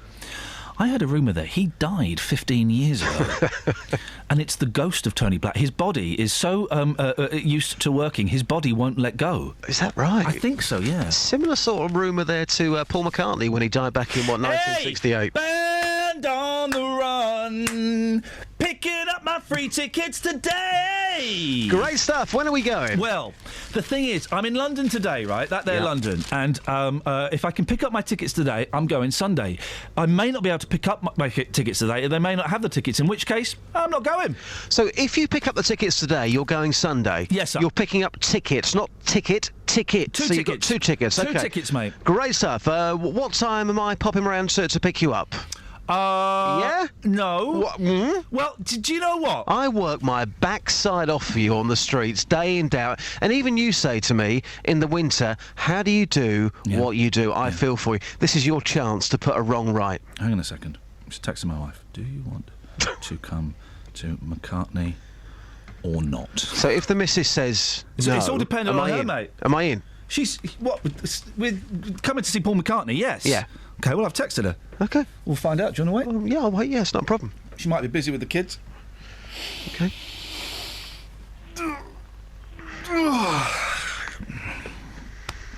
Be great to go backstage. Get Macca's memories. Yeah, Macca's memory. Talk to me about Maybe I'm Amazed, a great song of its day. What did it mean to you, Paul? I've got the question sorted already. On the ages thing, Martin says, mate, you're in Luton. 15 is the age the waters should be breaking. Well, come on. I mean, that's a little bit. Good point, though, to be fair. That's a little bit. Okay, if you met Paul McCartney, right? Let's audition you, okay? You're going to meet Paul McCartney. What are the 3 questions you would ask him? Well, I wouldn't say to him, like when you met Roger Daltrey, mate, I love the music. No, what I said to Roger Daltrey was, I really like the music you did with The Who. Very specific about that. Very specific. I wouldn't be doing that. I'd say, Paul, lovely to meet you. I'm J-Dog from 3 Counties Radio. God. Let's sit yourself down, and we're going to talk about some of your favourite musical memories. Ask him if... hang on a second. Ask him if he wants to do an interview. Paul, ask him when the best time is to do an interview. Paul, love to sit down and have a chat with you. When's the best time to do an interview? You can do it right now, please. It's a good start. There you go, you see? And that's the only bit of the conversation I can give you, I'm afraid. Okay. Oh, blimey. Oh, blimey, now I'm in trouble. It was a joke, Jerry. Flippin' heck, the dad of the bride at flippin' heck. It's a joke. Oh, blimey, it's all kicking off today. Dearie me. I've upset the dad of the bride at the wedding I was at when I was 23. It was a joke. It's life. Oh, flipping it. I've upset this old geezer as well. Hello, fella. You're right. Morning. Is it? Yeah.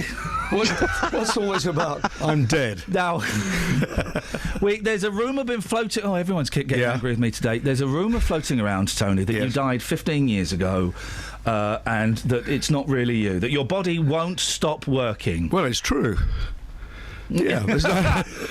Well, so, that rumour went out about, 15... Actually, funny enough... When are you going to give us youngsters a chance, eh? For goodness sakes. What, you young kids? Yeah. Yeah, one you can prove you're better than I am. That ain't never going to happen. Well, exactly. That's why I'm going to keep going. That ain't never going to happen. Yeah. How you doing, fella? You all right? Yeah, not bad. Actually, I did get a phone call. My wife got a phone call from, I think it was Sky Television, about 10 years... No, it's about 5 years ago, saying that we've heard your husband has died. No, It's really? an awful thing to happen. Really? Yeah. Blimey, that's terrible. Yeah. Were you there with her, or did she have to phone you up and find out? I was away. Oh, man alive. Yeah. Tony Blackburn is alive and when I came back, she'd invited people around to a party and everything and things like that. You know, it was sad. There you go. How's your show going? You do. Hang on, I can't remember what day you do here. You probably don't remember either. You do shows everywhere all the time. Sunday at 9 o'clock. It's doing very, very well. In actual fact, yeah, very well. People love you. Yeah. Well, I don't know about that. You had to put up with me. I think a lot of people thought in the 60s I was going to go away. And then there comes a time when you get used to people, isn't it? Rather like your programme. Yeah. People think, well, you're just going to eventually go away. But you don't. And you just hang on in there. And eventually, after a time, they get used to you. They quite like you. Have they started doing that thing of calling you a living legend yet? Yeah. Or national treasure? Because that means... You should be buried. Yeah, it does, doesn't it? It's always a weird... National treasure. Because that does mean... Treasure. Well, he's hanging in there. It does a bit, doesn't it? Yeah. Sundays, 9 o'clock. 9 o'clock, yeah. People can hear your stuff. Yeah, that's right, yeah.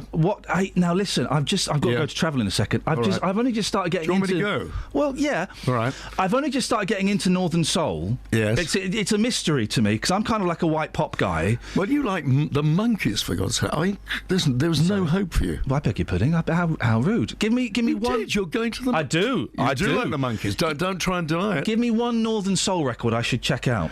Johnny Bristol, Man Up in the Sky. May God bless you, sir. Thank you. Travel news for beds, cards and bugs. BBC Three Counties Radio. In Ware, the high street's been partially blocked at Church Street because the lorry's broken down. In Watford, it's busy on the speed sensors on Exchange Road around the turning for Beach and Grove. And in Waddesdon on the A41, that's slow eastbound between Wormston Lane and Hayden Road. On the M1 towards London, that's looking very busy from junction 10 for Luton Airport to 9 for Redbourne. And it's slow on the M25 anti-clockwise from junction 19 for Watford to 16 for the M40. There are no major delays showing up on the public transport train departure boards. Samantha Bruff, BBC Three Counties Radio. Thank you, Sammy.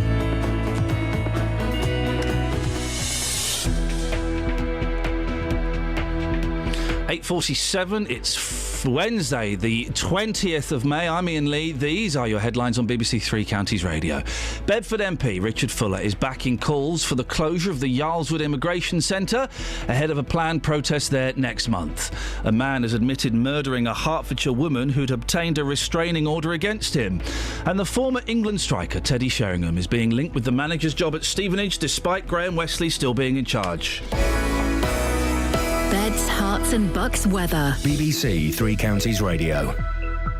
Things are warming up a little now. We're starting to see a little bit of cloud feeding in. 1 or 2 showers just starting to arrive as well as you head down through parts of Bedfordshire, but they're not quite as lively as yesterday, and they're not going to be as frequent either. We'll get some sunny spells between the cloud as well. Elsewhere, further south you are and the further east you are, we've still got the sunshine. But like I said, sunny spells through the day, 1 or 2 showers. Temperatures a touch warmer than yesterday. The wind a lot less, 16 Celsius. That's 61 degrees in Fahrenheit. Now overnight, mostly dry and clear. Not quite as chilly as last night, but still temperatures down to around 5 Celsius. For tomorrow, it's a decent day. Variable amounts of clouds, some sunshine though, and feeling warmer still. We're looking at a maximum of 17 Celsius, and that's your forecast. Thank you very much.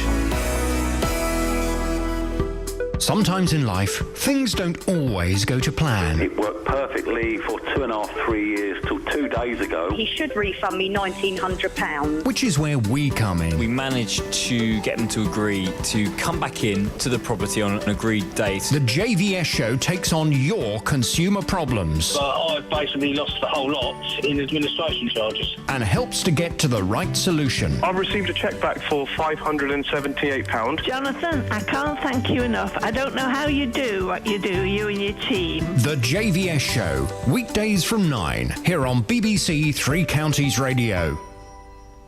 It's a shame Dealey's gone, because, is he there? Boss, I'm here. Oh. What are you doing Sunday night? Not a lot. Do you want to come and see Paul McCartney with me at the O2? Seriously? Band on the Run. Hey, I'm there. Now, are you definitely going to be there? Yeah, I'll or are be you going there. to come after the show and go, oh, no, I can't really make it because it's Sunday night, it's a bit tricky? Well, I'm working Monday morning. I think you are as well. Yeah, But, mate, doing I'll the be radio. there. I'll be there. Yeah? Yeah. Yeah? Yeah, for real? For real, 50 quid. What? Sorry? Well, I'm not going to get, you know... I'm not I thought gonna... these were freebies. Yes, mate, they are for me. Hang on, so you got a free ticket and you're charging me 50 quid? It's a discount for you, yeah, freebie for me, discount for you. Nah, forget it then. Unbelievable. You can come for free, Justin, of course you can. Across beds, hearts and bucks. This is Iain Lee. BBC Three Counties Radio.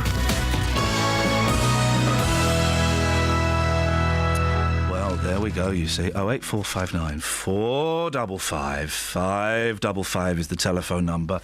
If you want to give us a call. It's only another 10 minutes to go. Shall we crack on? Women's sex drive peaks in their 20s, then fizzles out between 41 and 45. It's often claimed that women become more sexually confident as they get older. But it turns out they actually feel the most frisky in their 20s, while their 40s and 50s aren't really that fabulous at all. Blimey. What am I waiting for, then? In fact, women often suffer from increasing insecurity in the bedroom as they get older. A survey has revealed... Why? I don't understand why people are doing these surveys. Who does these surveys? I know. Well, let's find out when women are feeling the fruitiest, shall we? Let's go around and ask a bunch of women when they are feeling the fruitiest. The research also quashed the belief that the onset of the menopause... Women say the 4 to 10 years leading up to the menopause, called the perimenopause. That just sounds inappropriate, doesn't it? I wish I hadn't started reading this now. It suddenly got very biological. The poll found, poll being the operative word, that sexually women were most unhappy between the ages of 41 and 45. More than a third blamed this on a lack of energy, while 60% of those over 40 said they suffered from a low sex drive and no longer wanted to make love to their partners. I think once you get past the age of 53, it should be verboten. And no sex. There's German for forbidden.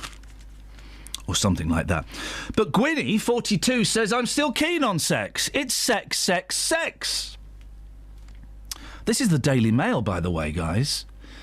This is the newspaper of peace, love, and indeed harmony. If you need advice on fashion, relationships, or just what to have for dinner... Gwyneth Paltrow is your woman. Now she's explained the importance of sex in her life as she reaches 42. Hey, she's the same age as me. How come I look better than her? So it's just the good genes. Good genes. And she told how she is more comfortable with her body as she gets older. I believe, she said... As cheesy as it sounds, in exercise, laughing, having sex, being yourself. Well, yeah, it's easy to do for you, Gwyneth, because you've got, like, loads of money and stuff and don't have a proper job, and you've got nannies and loads of money and stuff. Oh, yeah, and you don't have a proper job. I believe in having sex, and I feel way more comfortable in a bathing suit now than I did 20 years ago. The Oscar-winning actress who, I'm trying to think, what has she been in that was any good? Was she the one in Something About Mary? She's the one with the eyes. Is she the one with the eyes? There's one actress that's got funny eyes. I think that... I mean, she's all right, but... The Oscar-winning actress... who dispenses advice on her lifestyle website Goop, also told how she has relaxed a little about her children's diet. Once she would not allow Moses to eat apple. That's a joke. I made a joke there because one of the children is called Apple. It's not what it says. I'll read on. Once she would not allow Apple, 10, and Moses, 8, her children with... Oh, you're nuts. She wouldn't allow Apple and Moses to eat pasta, bread or rice. Are you kidding me? That's all we eat in my house. My boys were making what they call yo sushi last night. Daddy, we're making yo sushi. Do you want some? No, because I see exactly how you're making it. And when you are putting the rice in there by hand, then sucking your fingers off and then putting more rice in there and putting Hellmann's mayonnaise in, I'm kind of all right, guys. These days, there are fewer rules, she said. Then I don't understand this sentence. This sentence is like code. If my kids want a Shirley Temple with the radioactive cherry in it, go for it, you know? The hell are you talking about, woman? It's all happening in the Mail, by the way. The Mail, of course. And guys, I'll have to, doff my cap to being a lonely voice here. A voice in the wilderness. Mark my words, I speak of the truth. None of you have phoned up to support me on this, saying there should be more swearing on the television. 4 in 10 think there's too much swearing on TV, says Catherine Rushton, media and technology editor. That's the kind of job I could dig. There is too much swearing on TV, say 4 in 10 viewers, while a third believe that explicit sex should be banned from screens. Explicit sex? There ain't no explicit sex. Research carried out by broadcasting watchdog Ofcom. That's a good voice, isn't it? I might use that later. After a raft of complaints, found that older viewers are most concerned about bad language and sex scenes. Oh, here we go. The survey also found that 3 in 10 believe there is too much sex on television, and a third of viewers think that explicit sex should never be shown. It isn't! It is never shown! What do you reckon about this, Melvin? Oh, I'm just having a sip of coffee then.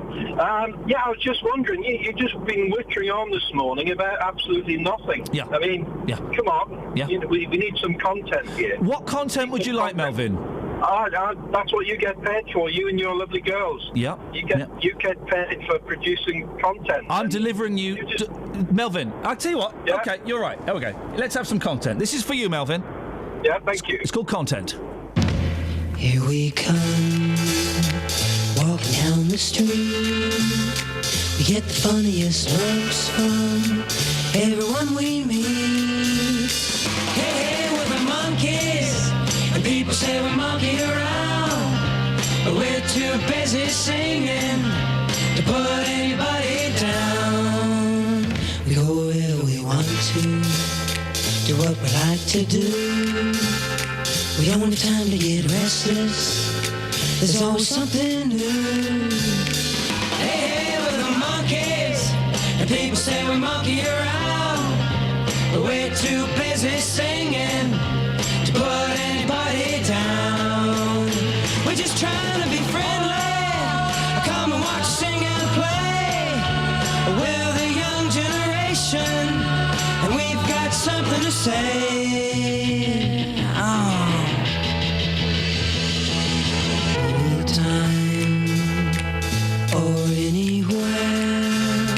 Just look over your shoulder, guess who'll be standing there? Hey, we're the monkeys, and people say we monkey around, but we're too busy singing to put anybody down. There's your content. Right up your bum. Right, I've got to try and make peace with a man I haven't seen for 20 years now. Sorry, Jerry. Sorry, Val. Hey, we're the monkeys. That's it. That's your lot. Let's get some Trav. Travel news for beds, cards and bugs. BBC Three Counties Radio. There's been an accident on the M25 anti-clockwise between junction 25 for Enfield and 24 for Potters Bar. So that's between a lorry and a car, which has closed a lane and starting to cause it to get very busy. Also, anti-clockwise on the M25, it's slow from junction 19 for Watford to 16 for the M40, and it's busy on the M40 towards London from the M25 towards the A40 at the Denham roundabout. In Ware on the High Street, it's been partially blocked by a lorry that's broken down at Church Street, and in Borehamwood, it's still slow on the A1 southbound with queues from the Holiday Inn towards Barnet Lane at the Stirling Corner. Samantha Breath, BBC Three Counties Radio. Thank you, Sammy. When will people realise that, guess what, guys? It's a persona. It's not real. It's called a radio show. That's it. That's your lot. Back tomorrow at 6. Fingers crossed. Until then, from us, ta-ta.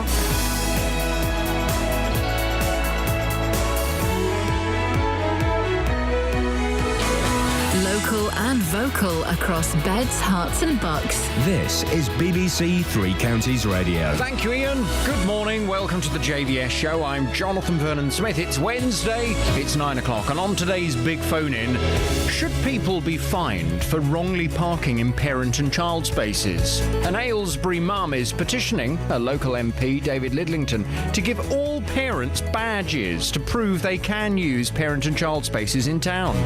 The permits will be given when your child is born, and then they'd expire when they reach 5 years old. Anyone parking in a space without the permit would be fined. Well, Ashlyn Sergai says parents with young children should be treated with the same consideration as disabled blue badge holders. And Tesco have already contacted her to say that they'll pilot a new scheme to more actively police their parent and child spaces. Well, I want to hear your reaction to this morning. Should people be fined for wrongly parking in parent and child spaces? Pick up the phone, come on and have your say. Here's my telephone number. It's 08459 455 555. This is the JVS show on BBC Three Counties Radio. I'll take your call in just a second, but first let's get the latest BBC News. It's 1 minute past 9. Here's Simon Oxley.